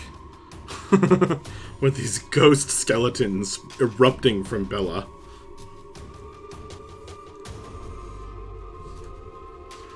That's a pretty badass thing. So those 3 guys are caught in it, and they need to make a save? Yes, 15. 15 wisdom. Alright, starting with the closest guy. Wisdom? Yes.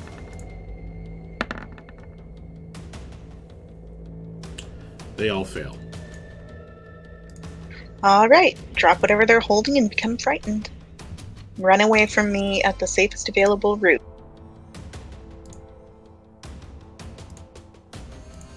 Ah!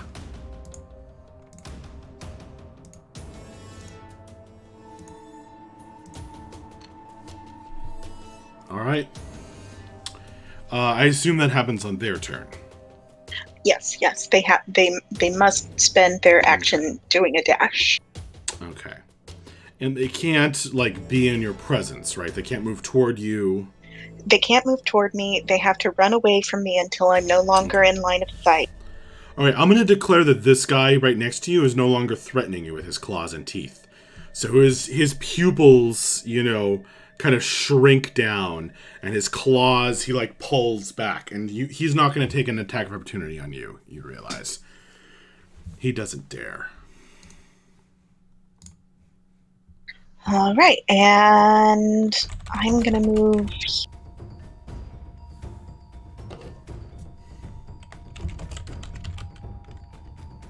And that's it.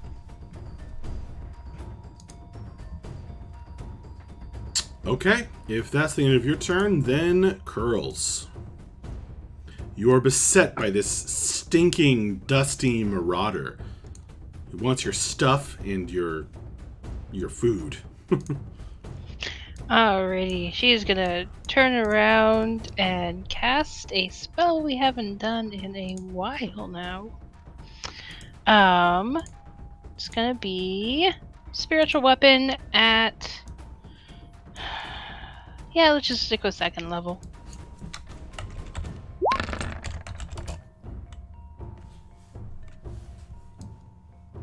So even no, that's not an ability. So it's just a 14. Oh my god. Where was that thing? There? Yeah. Oh my god, that's so annoying! There. Okay. Now that I fixed that, let me give you control over the conjured blade. So you can put it wherever you want. Okay, you have control. Sweet. So it has a range, I assume, where you can make it appear, etc. Yeah, it's in like 60 feet of me or something. Okay. Something ridiculous. Alright, so it appears over there. And is gonna smack the guy that tried to hit me. This guy? Yep. Okay. And it was a 14. A 14 will... this is the guy with the claws? Yeah, the guy that's Okay. right on top of me. Okay, that will hit. Sweet. For 6 damage. Alright. And then she's gonna do a sacred flame on the same guy because spiritual weapon is a bonus action. And same guy has to make a dexterity save of 16. Same guy makes a dexterity save of 16. Yep. Oh, let's see what he gets. He will fail. Heck yes. So he gets hit by 7 radiant damage. That's a really good sacred flame. Nasty. And that's the end of my turn.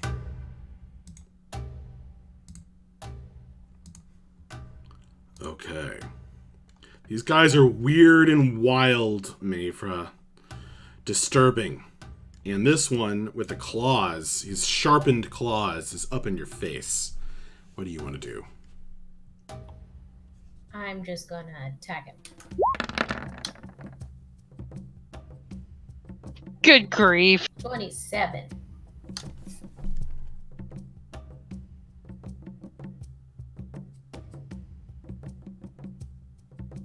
That's insane. That's a really bad damage roll, though. Oh, God. That is a natural 20. And then you rolled really bad on the damage. Oh, man. So Dragon's Bite bites deep, but doesn't leave as quite a deep a wound as it possibly could have. Still, 8 damage is not bad.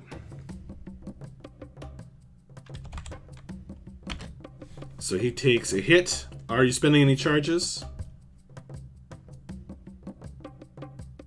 No. Okay. I guess you would have had to declare wait, that I can before. attack twice. Oh. I I forgot. All right. You should declare if you're spending... 22 and 11 damage. All right. He is almost dead. You have Nice. torn through him with your axe.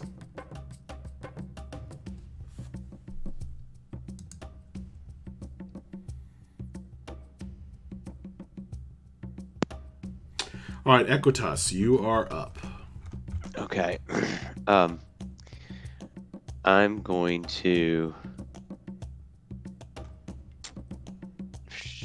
move down to this square here, and then I am going to Eldritch Blast the guy that Mavra is tangling with.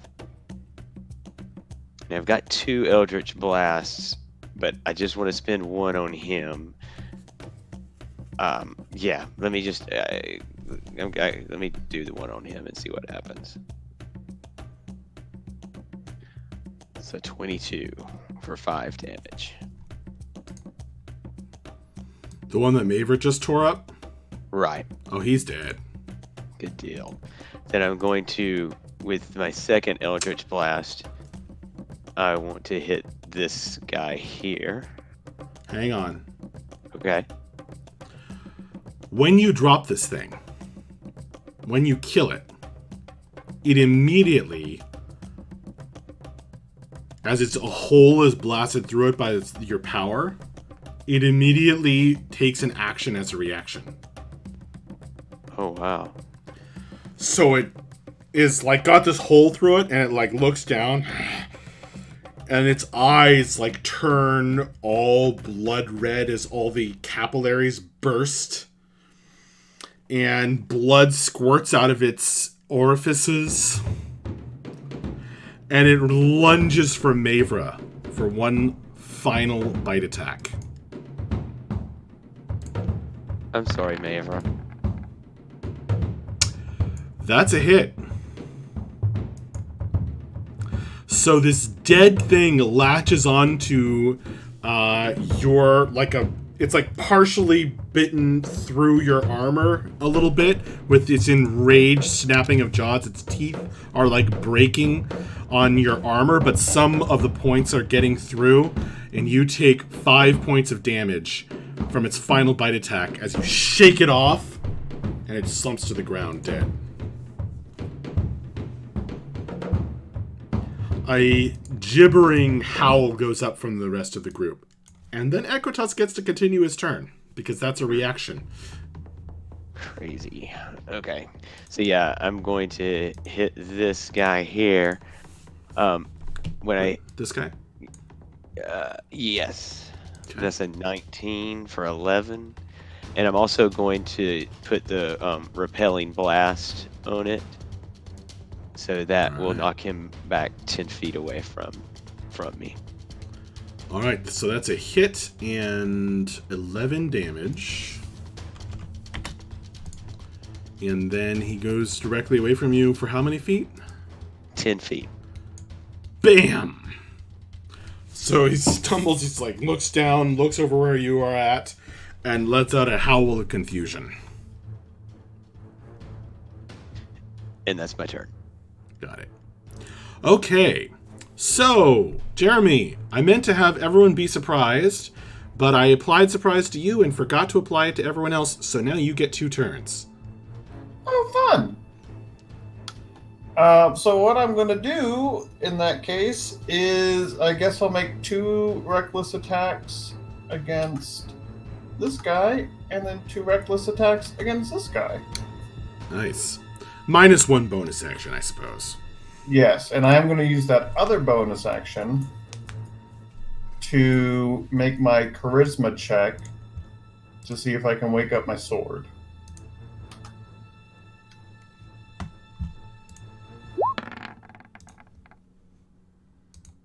Check it out. So I think that's a +1.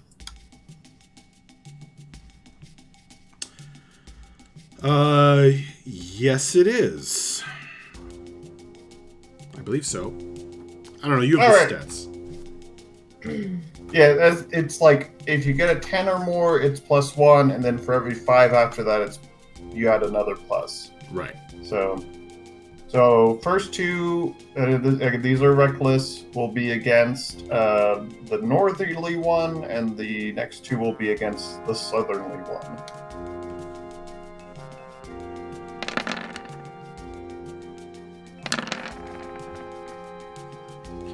Jeez.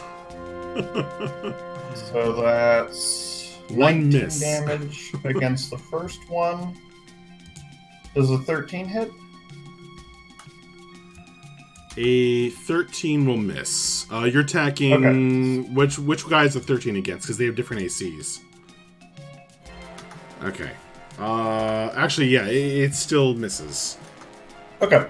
So that'll be 19 damage against first guy and 12 damage against bottom guy. So you almost chop the first guy in half. And how much damage against the bottom guy? 12. He is dead. You kill him, and as a reaction, blood spurts from all of his orifices. His eyes turn blood red as all the capillaries burst.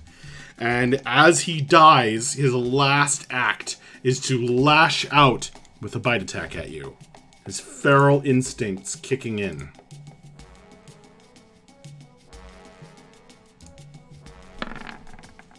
Ugh. Well, that's not going to hit. So he lunges for your throat. His jaws snap in front of you, and you are spattered with spit and blood, but it does not harm you. That was really gross. And that will be the end of my turn. Okay. Ah! Ah! These guys turn tail and run away from the small half-elf bard. Screaming, their laughter silenced. How far do they have to go? Full speed. Alright, so they run down there and then up here. And they don't get a new save until they can't see you, right? Yep. I guess technically they can't see you down here.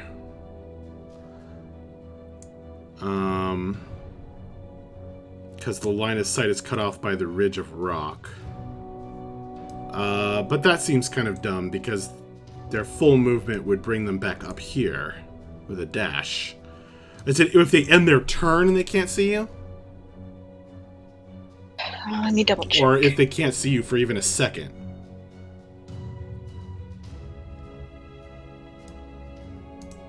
Ends its turn and doesn't have line of sight to me. Okay, so it's only at the end of their turn. So at the end of their turn, they can all still see you. They don't get a new save. They are still running away screaming. These two are looking around, and they are heavily damaged, and they can see that their fellows are dead, and 3 of them have run away screaming.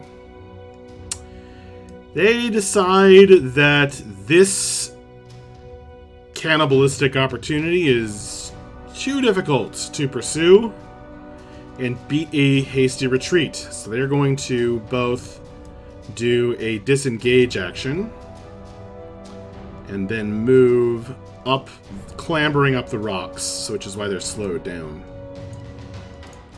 So they are both running away, and already they're harder to see as they rise up and into the dust clouds. So everybody's running away except for the 2 dead ones. What do you want to do, Bella? I mean, if they're running away, I'm fine with that. Yeah. Well, I'll just watch him. I'm not going to try and kill him. Okay. Bella holds. Akiri, do you do the same? Mass healing word on me, Bella, and Mavra. All the girls.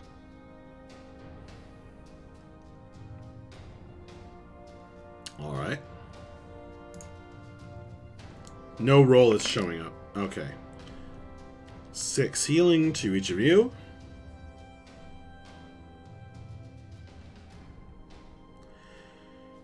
All right, Mavra. I agree with Bella. Okay. Mavra holds, standing over the bloody corpse of her foe. Aquitas.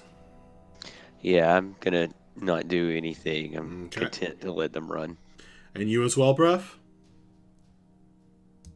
Yeah.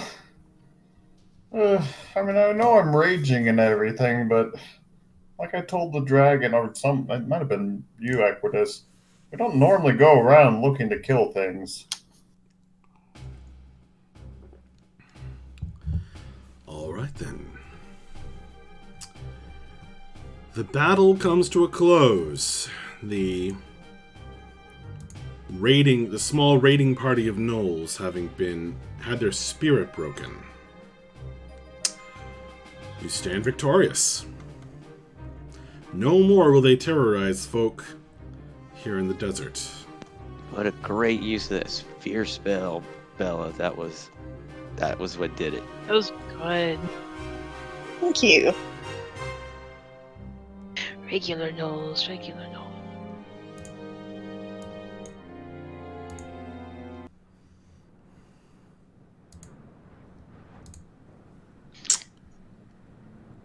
And do you guys want to do anything else here before you continue your journey?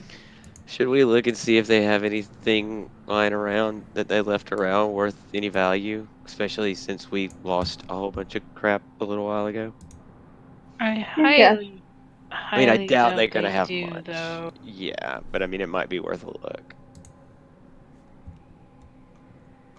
Because they just kind of came from all sides, right? Like, we don't have any impression of a camp Yeah, that's true. nearby.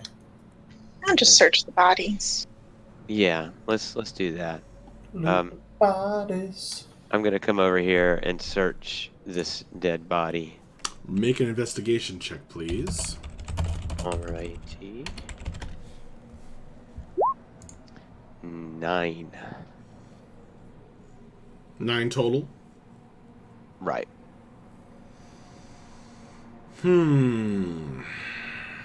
Well, this guy has had his teeth and claws not very well taken care of, and he's kind of mangy, and his spotted fur is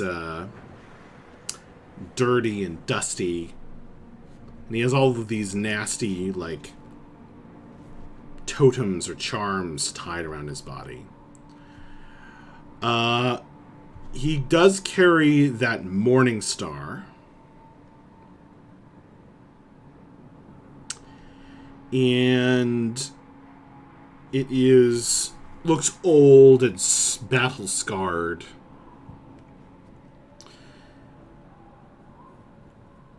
Also, he has a brand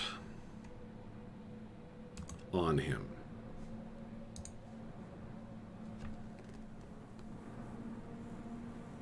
A familiar looking one?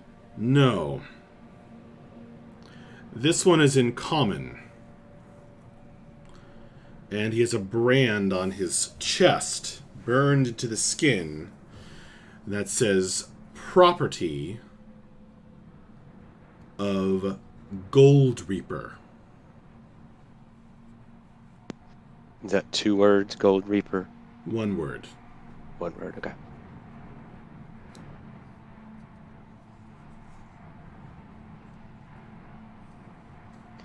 These are professionals. I'm going to show everybody the brand. Or they're working for a professional. I guess that means we are too. Mm-hmm.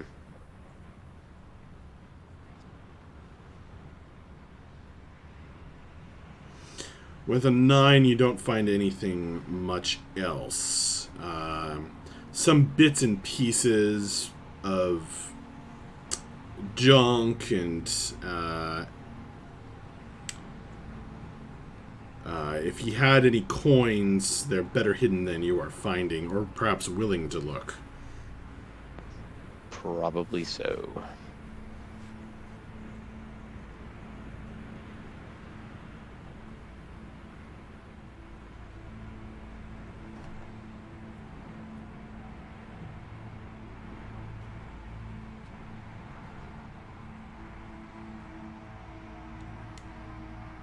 Anything else? I don't think so. I mean, none of us got too terribly hurt, did we? I got weird blood on me.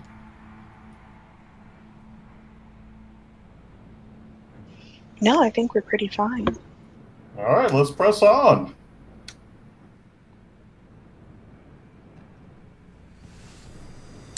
You press on, traveling the rest of that day. You're able to course correct a bit. And as the day is coming to a close, well, you have to travel a bit into the night in order to get a full day's travel. Not enough to make you need to save again. But you do have a bit of distance to go. But once it is dark and you come to a part of the desert, it begins to shift.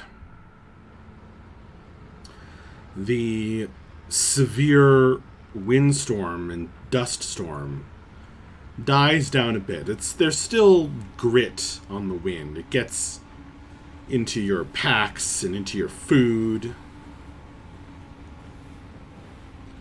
But it's not nearly as debilitating as it was. It just adds texture to the rations. Mm-hmm.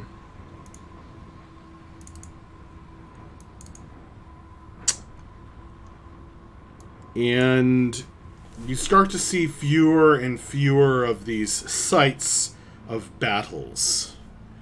You did at one point pass an entire field littered with corpses. Old, desiccated bones and clothing flapping in the wind. Old, tattered flags from forgotten generals. But as you cross that and leave it behind, you see less and less of that, and you enter a part of the desert that is less rocky and rough, and there are fewer of these dangerous ravines full of ambush locations.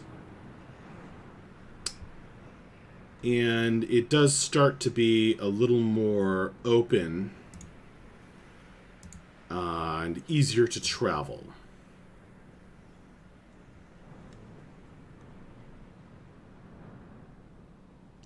One sec.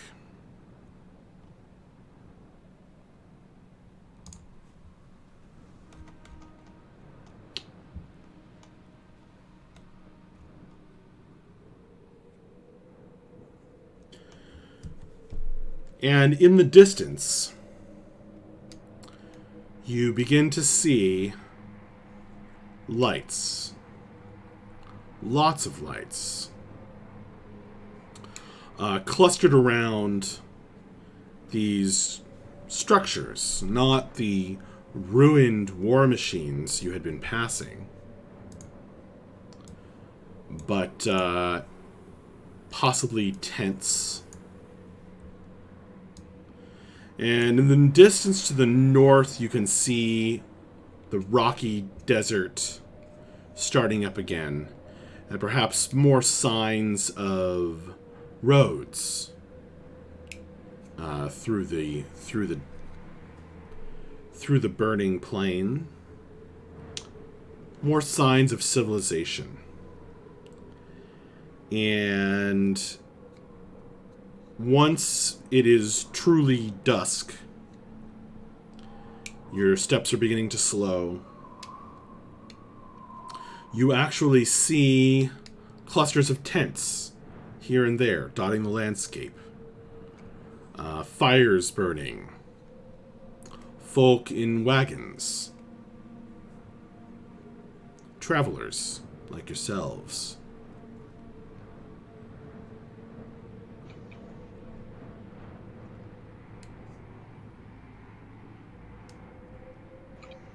We should probably not try and blend in too much.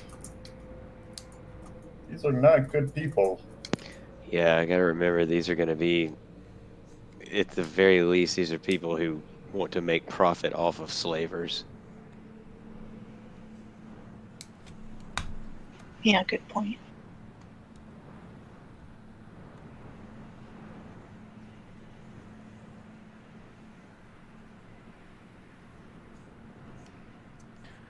But I mean, I guess we could get some information from somebody, maybe. Like, does it look like this is where this bandit moot is going to happen, or is just a traveling band of just a bunch of Not, travelers on? it's not singular. There are lots. Right. There are many clusters of tents here in the dusk, the benighted desert, and there's signs certainly of more civilization, although not clusters of tents. It's either bandits or nomads or both.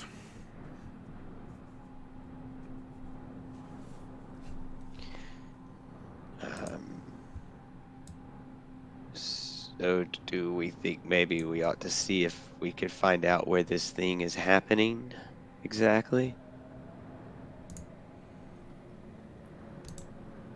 I mean, we need to. I don't know the best way to go about it. I'm not exactly a subtle person.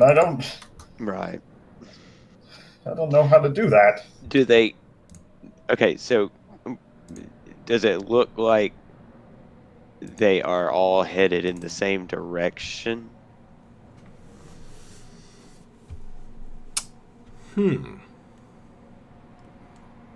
Well, besides yourselves, there are, yes, I would say yes.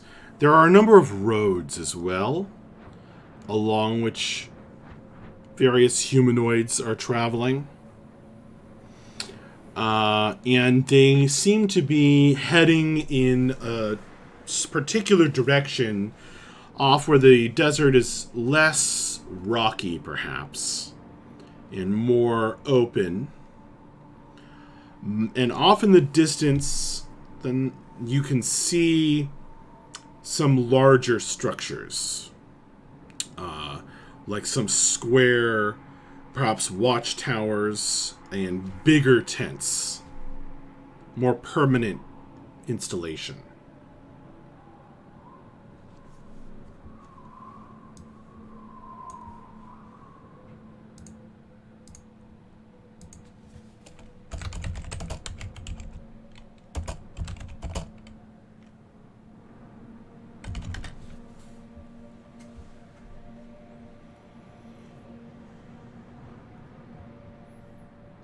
Maybe we ought to just kind of head in the same direction that they're headed. Yeah. Yeah, no. It's going to be at a large camp. That's what I was told, and this so far doesn't seem like a large camp. Yeah, but maybe that thing off in the Keep going in distance. that direction. Yeah. Yeah. Well, yeah, let's head towards that. What do we think? Sure. Sounds good. I'd like to note that Akiri is sticking very, very close to the group. I will say, if you guys go too much further, like if you go all the way to the larger structures you can see, you are going to have to make a save. Because of weariness. You've gone a full day's travel now. Well, it might be time to rest first then. Find Yeah. a little out of the way spot and rest up before things go down tomorrow. Mm-hmm. Good idea. Yeah, we need to be at our best. And if we're walking into danger, I don't want to do that right now. I'd rather do it in the daytime. Yes. Agreed.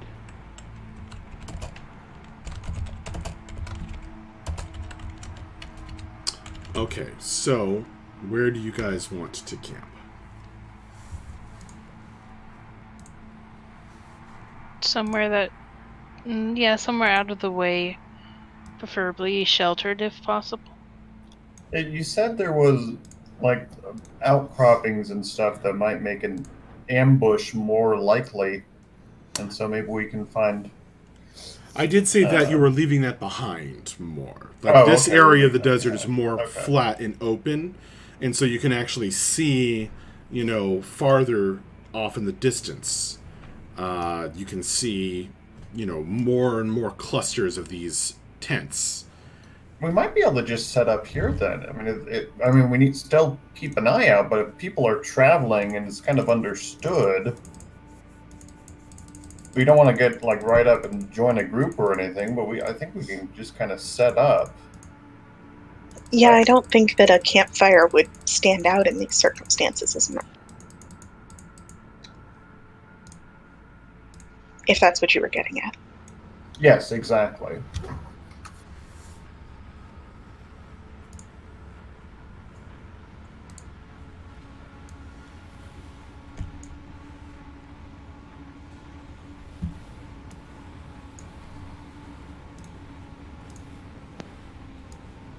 Then yeah, let's just cop a squat somewhere around here.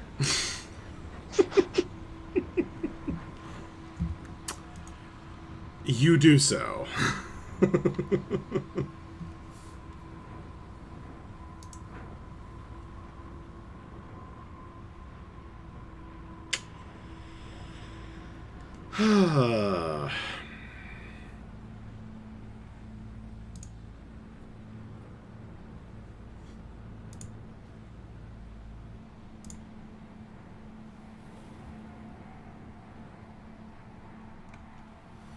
So you guys just pick a random spot. Like, do you want to camp by a road?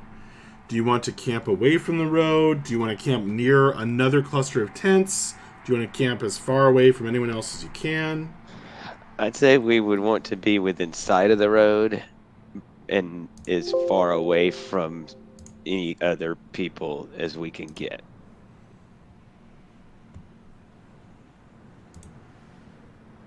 I would think. Yeah.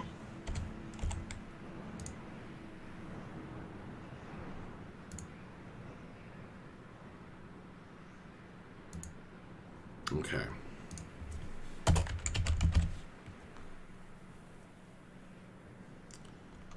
Uh,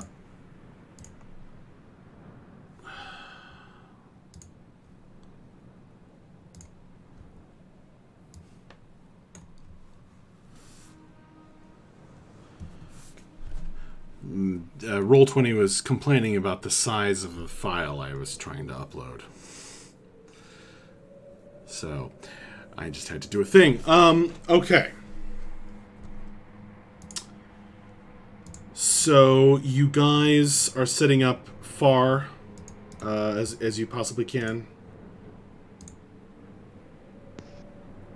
I mean, I don't think we'd want to get too far away from the road, but as far away from other people as we can. Sure.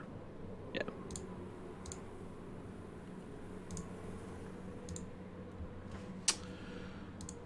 All right. So you keep in sight. It's kind of a strange look all around you. There's just various camps of people really just dotting the desert as far as you can see. And occasionally people will walk away from their own camp to kind of come by and say hello. Nobody's approached you as of yet, but you do hear, rather than see, a loud, drunk fellow saying, "Ah, are you here for the moot as well?" Just kind of yelling, his voice carried on the wind, at a nearby cluster of tents.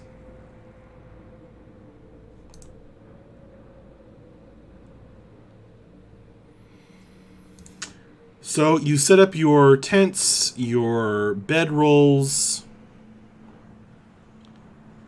and bed down for the evening, light a fire, eat some food.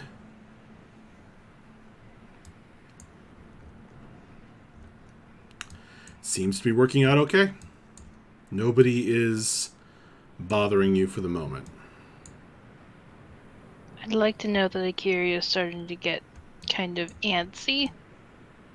Because she's not entirely sure what she thinks about this whole situation. She certainly doesn't like it, though.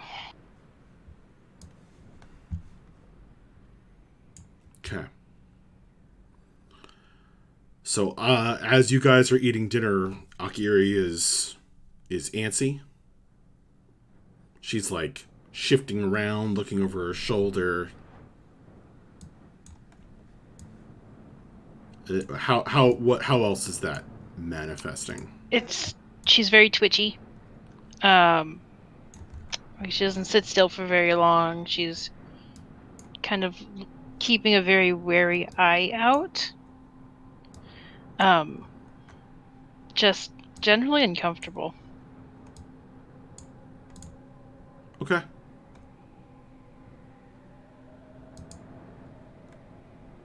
She doesn't like this one bit.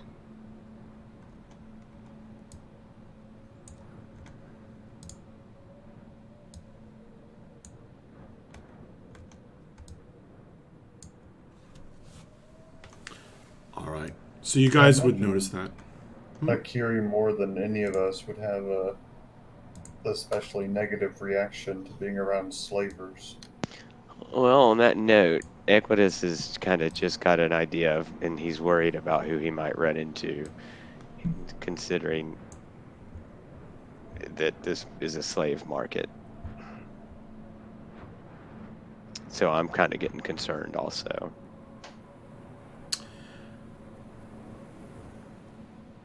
Okay.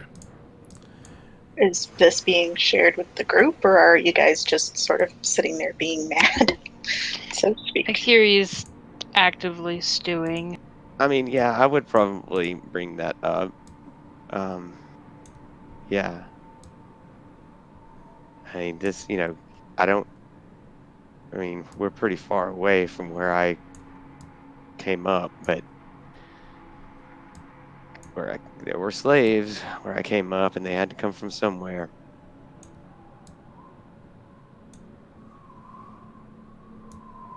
Yeah. Which is why we're here to do everything we can to put a stop to it. Yes.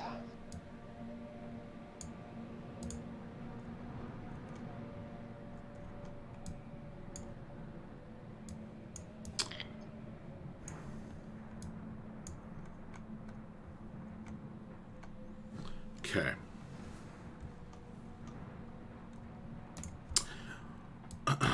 Well, you eat dinner, and do you organize some watches? Probably should. Yeah. We'll keep a regular watch rotation going. Okay.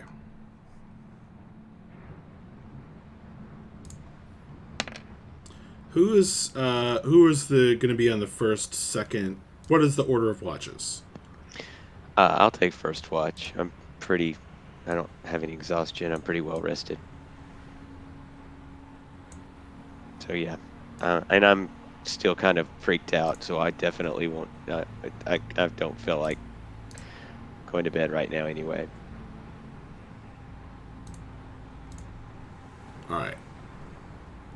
So you're on first. Go ahead and roll a perception roll. Who's on second watch? Akiri will take second. Okay.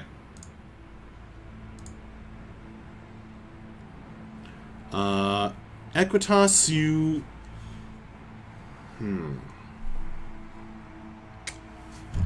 With an 18, you do hear some disturbing sounds that bother you.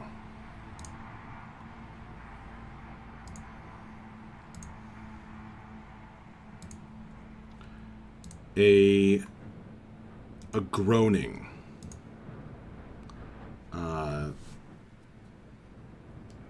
Some angry shouting. Some sounds possibly of someone being beaten. And you remember those wagons I mentioned. A lot of them are carrying slaves.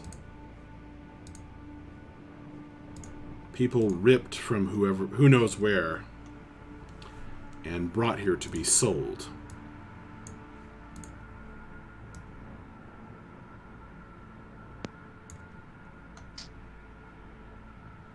Yeah. I'm just keeping an ear out, and keeping my eyes peeled. But I'm not going to bother anything unless it bothers us. Okay.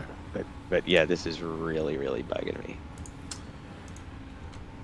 The whole scale of everything here, the scale of this is pretty horrific. There are a lot of people suffering.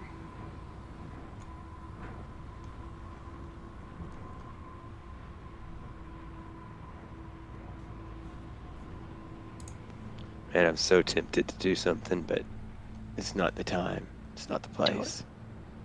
Don't you dare. Okay.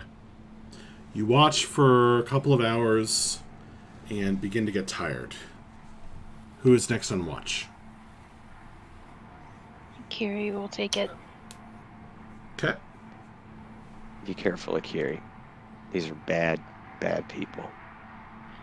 I know.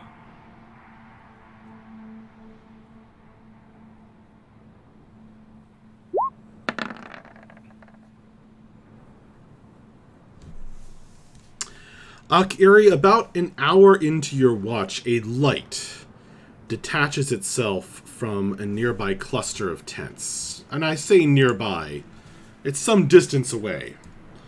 But it's the nearest.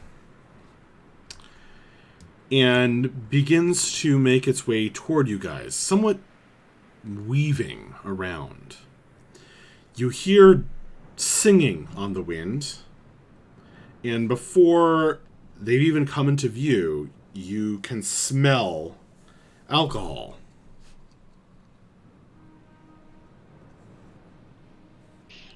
Okay.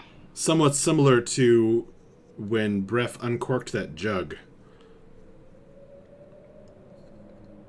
Kiri's gonna shuffle back into, one of the tents to kind of hide, to stay out of sight as much as She doesn't like this man. She's Man. not happy. You already have inspiration, don't you? Yeah. That's amazing, though. RP points. RP points for both this and the dream comment. Illusions comment. About everything you're seeing.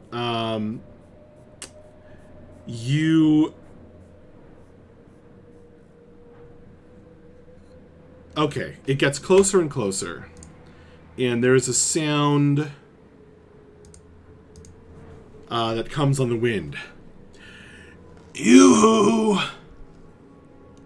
Oh no, Hello?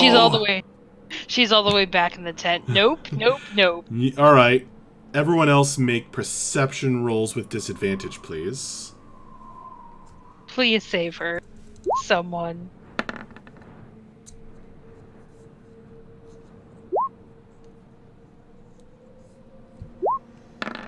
Okay, Bella, you continue to snooze.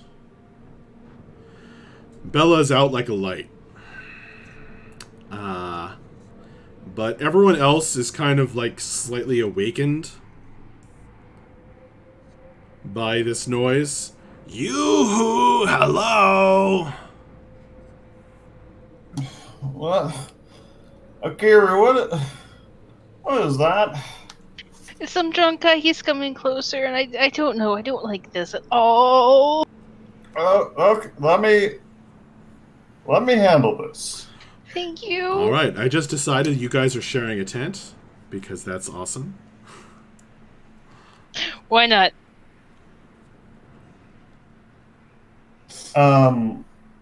Breath help. Point of order, because I honestly don't remember. Did I actually end up putting the magic booze into the dragon pile? 'Cause I think we discussed it. I think I you brought it didn't- up, but I Yeah, don't you You think brought it it up, but but I- you didn't actually. Final Yeah. list. Then No, I it grabbed did that end up as on I the head list. out. I think it's magic. I don't know if it's actually magic, but I grabbed that as I head out. It's breath. Who knows? Outside, you discover 3 dudes holding on to each other for support. One of them holding a lantern that he's kind of swinging around from each of your tents. It's like a hooded lantern. It kind of aims a beam of light. And they are kind of drunkenly swaying. They're waving bottles. The air smells of alcohol around them. And one of them grins at you as you come out. You see he's missing all these teeth. Right here. Hey! You need to come and drink with us, friend. Are you here for the moot? Of course! Oh, but don't we want to save it for the real event tomorrow? It is tomorrow.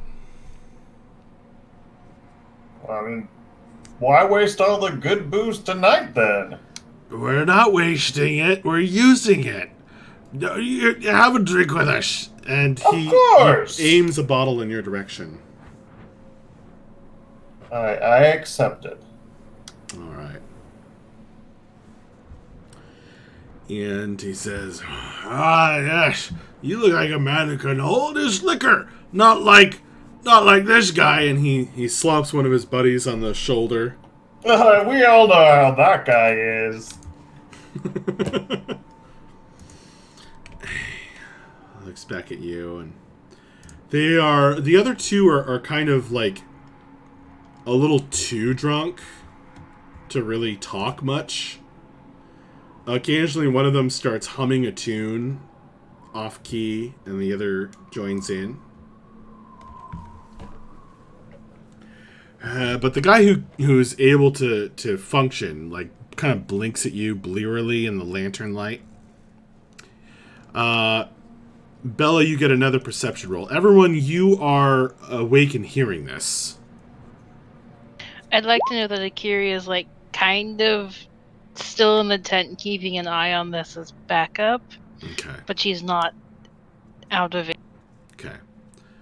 Bella, you wake up at this point as well. Okay, I'll peek out through the tent. Ah!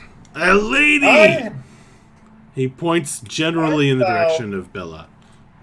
I'm going to uncork my bottle. I found this out in the desert.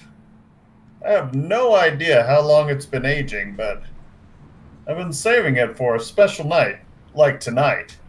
And I'd be honored if my 3 new friends would be the first ones to taste this fine concoction. Ah, perfect! Amazing. We'll sit up here. And the 3 of them sit down by your fire.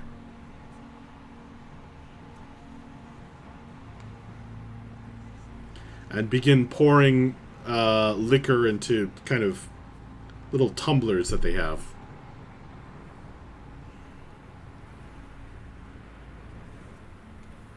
I honestly don't know what will happen when they drink it. This will be fun.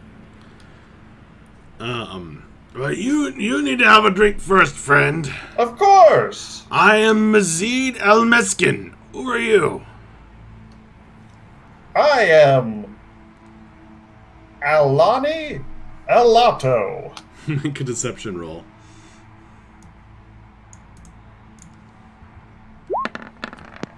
Can you give his name again, Max? Mazid El Meskin. Here it is.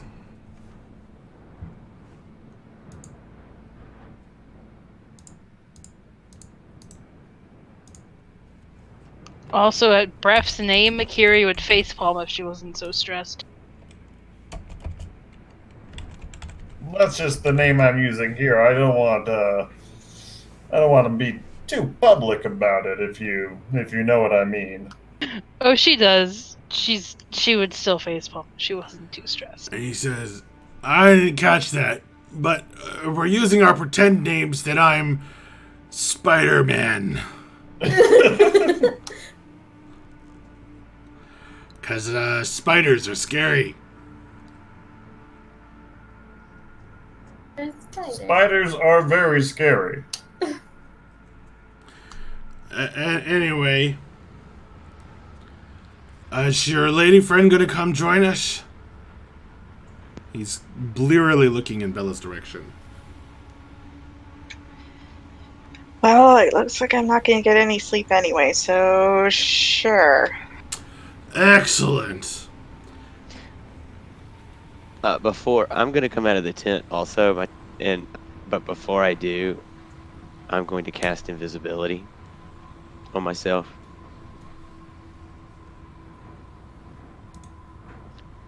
Okay. Oh, come on, there it goes. Yep. And then you slip out of the tent, Right. enjoying the cloud of alcohol in the air. Bref, make a perception roll, please. Are you going to take the drink he's offering you? Is it? Ooh, wow. Now, is that one he poured from his bottle, or The one that he poured poured. from the jug I passed? The one he poured from his bottle. Do I notice anything strange about it? Nope. It smells and looks like vodka. I'm going to do one of those old, like we all do shots together. It's like, the tap and then over my shoulder real quick. You're going to make a sleight of hand check then.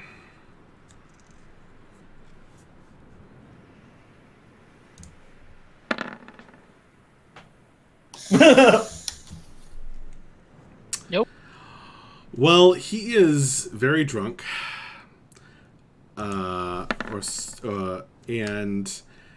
not paying close attention, but your clumsy attempt catches his attention. And he says, What are you doing? Well, that's good liquor. You always offer the first one to the gods. Make another deception roll to cover it up.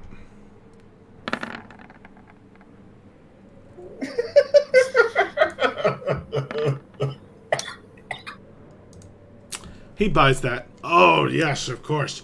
You still believe in gods, though you follow a thief king. Well, of course. When you get there, Bella, he hands you a cup of the liquor that Bref poured. This is from Bref's bottle. Mm-hmm.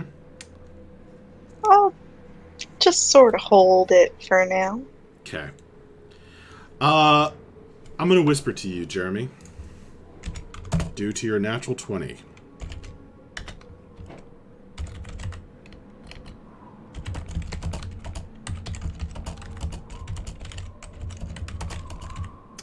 What I'm not going to whisper is you see the guy that he said.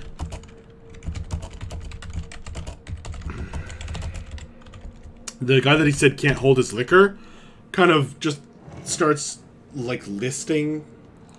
He just like, like he thinks that he's still upright, but he's just like going like this, and he's like slowly going down into the sand. The other one is just kind of too drunk to talk, and he's kind of like staring at the glass and like looking up and looking away, like he's not really aware of what's going on very much.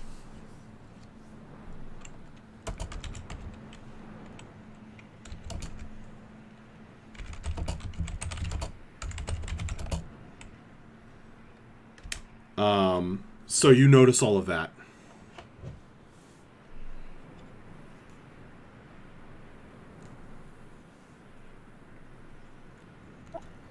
So I'm going to pour myself a cup from my bottle and not verbally toast, but just kind of lift it and then actually drink that. He says, to the Thief Kings. May their reign be long remembered. Yes, yes. And he lifts it and tries to clink it against your cup clumsily. Clink, clink.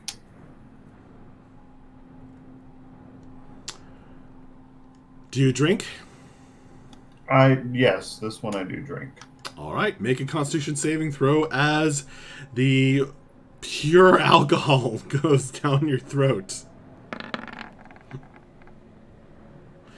You have an iron constitution, hardened at sea.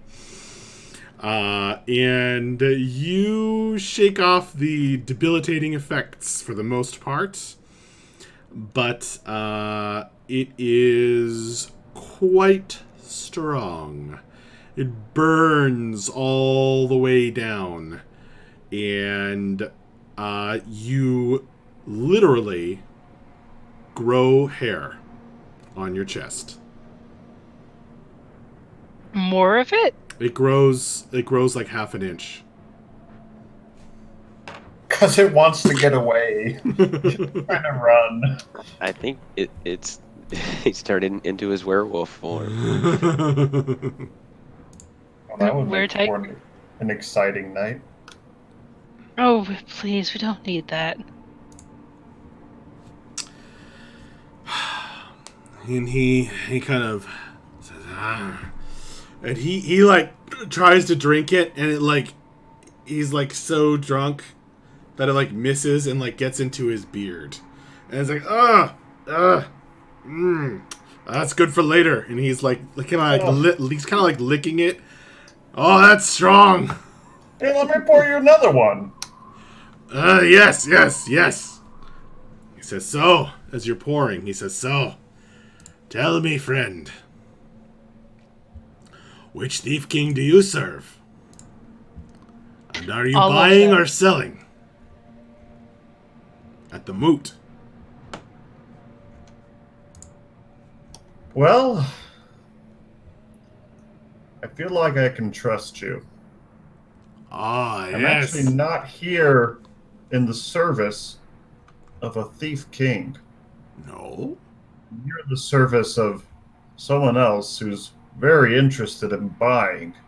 And I'm going to pull back my right arm sleeve. Here in the service of a mighty red dragon.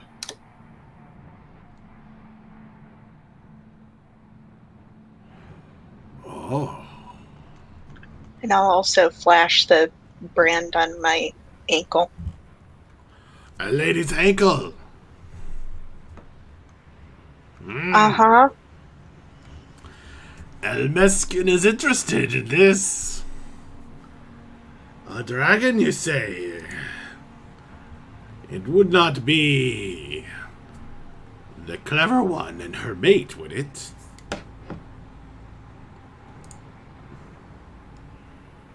You don't wear her collar.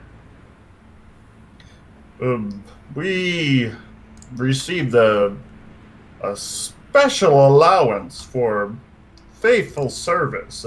If we came out wearing collars, I mean, what would people think? Oh no, but wink, wink, nudge, nudge. We might be thinking of the same people. I can't believe I get to say this. Make a deception roll for wink, wink, nudge, nudge.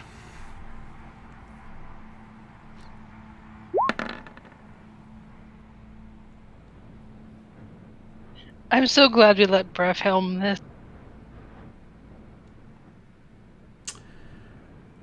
Yep.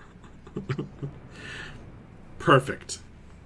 So it's painfully obvious, Bella. It's like even this drunk guy is like he almost can't smooth it over. It's just like,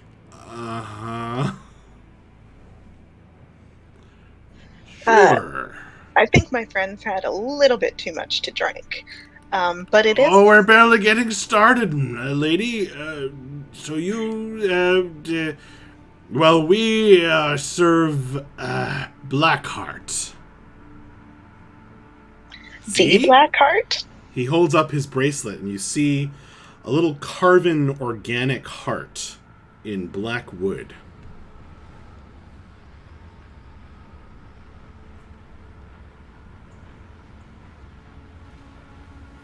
Yes, Lady Blackheart. That's right. And are you buying or selling? Oh, we are buying. We are buying. Of course, we don't serve Lady Blackheart directly. But Elmeskin's mercantile machinations know few bounds, and we all must serve our masters, whoever they may be.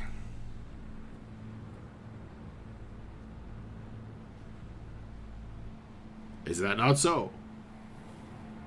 Of course. And do you have your eye on anyone particular? They do say that the Steel Tooth Pack's secretive great captain is going to be here. And that she has brought a very special gang of slaves. So we're definitely going to check that out. Yes, that group of slaves has been gaining quite some attention. I hope you brought your coin purses with you. Not that you'll ever find them, my friend. I wouldn't even begin to try to look. No. But please, drink up. Drink up. It's a very good liquor. Yes, more please. And he tosses it back.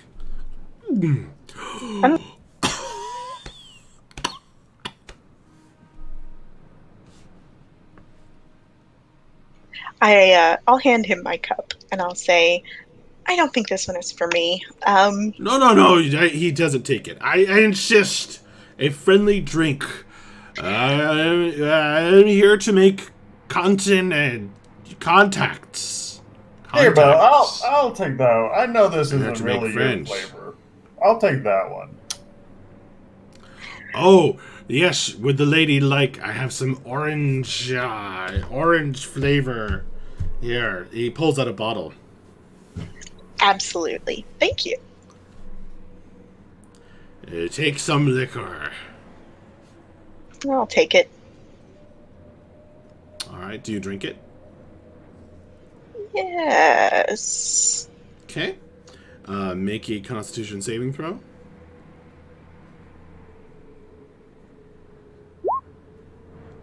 There we go. 19. It is indeed orange liqueur. It is strong, but not, painfully so.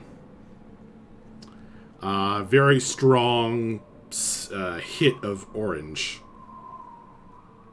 flavor. But with a kind of a... He gives you something else as like a chocolate chaser. Well, you certainly know how to set a lady up. Oh, yes. Oh, yes. Well, in the last clash with the, with the enemies, we managed to snag a few of their ceremonial liquors, and there were some chocolate ones.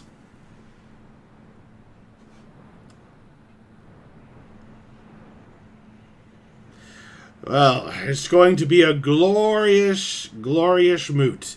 All 5 groups represented, so they say, although Misty the Rat's people haven't arrived.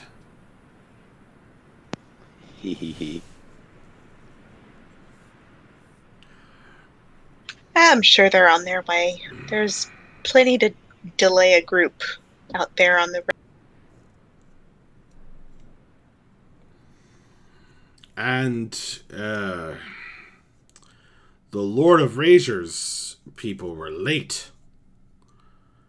But somehow they were expecting word sooner or something.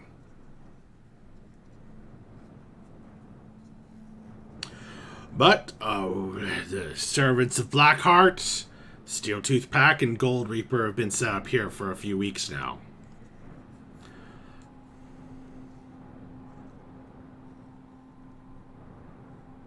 I'm impressed that she's been here a few weeks and she's still managed to keep those slaves quiet. Who are you talking about? Lady Steeltooth. Lady Steeltooth. Oh, I can definitely tell. He kind of slurs through his missing teeth. I could definitely tell. You are not a servant of one of the bandit kings. Ah, yes. The dragon hasn't kept you informed. Oh, no. You're thinking of Captain Puck LeBlanc. You're right. Silly me. Whether she actually shows, I don't know, but... somebody will be here. They say she's working for somebody else. Really? And who might that be? I'd like to take this opportunity to make a persuasion check. Okay, go for it. Blah. 13. So who are you really here for? That is more information than my life is worth, but I will tell you. Well, information for information. We're making friends here. Have a drink. Absolutely. Well, my friend isn't entirely wrong, but more specifically than working for a red dragon, we're working for, let's say, a claimant to one of the 5 thrones. Oh. You're talking about sedition against the moot? Well, that's not what we're here for. We're here to buy slaves. Well, which thief king then? We told you. The red dragon. That's not a thief king. Right. Well, we're from a little far afield. Yeah, no, seriously. Kind of narrows his eyes at you. And then shrugs. Well, I suppose I'd better be moving on. Come on. He tries to lift his compatriots. The one who's kind of fallen into the sand, like, starts and just rolls over. He'll be fine. Send him our way in the morning. But keep an eye out. I wouldn't be surprised if some other folk took more of an exception to your being at the moot than myself. Well, we're certainly not here to cause any problems. He kind of waves, and two of them stumble off.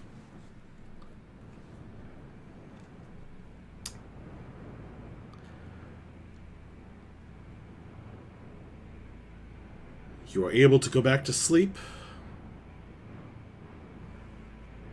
And in the light of the next day, you are able to see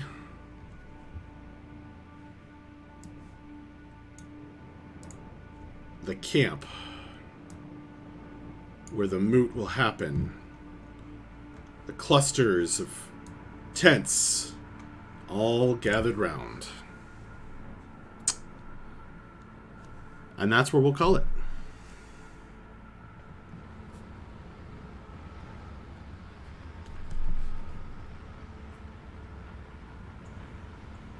We didn't make everyone attack us by getting drunk. Yay! Yet. So, just for mechanics' sake, Sure.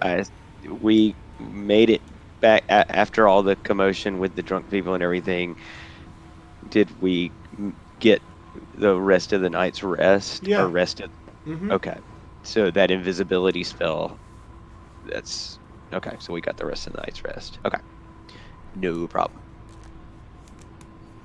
You get the rest of the night's rest. You'll heal. Since you were interrupted, you're still not going to regain any hit dice. But you do get all the other benefits of a full night's rest, and can see the bandit moot in the light of the next day. So, good game, guys. Well played. Hey. That was a fun night. Yeah, we made it almost unscathed.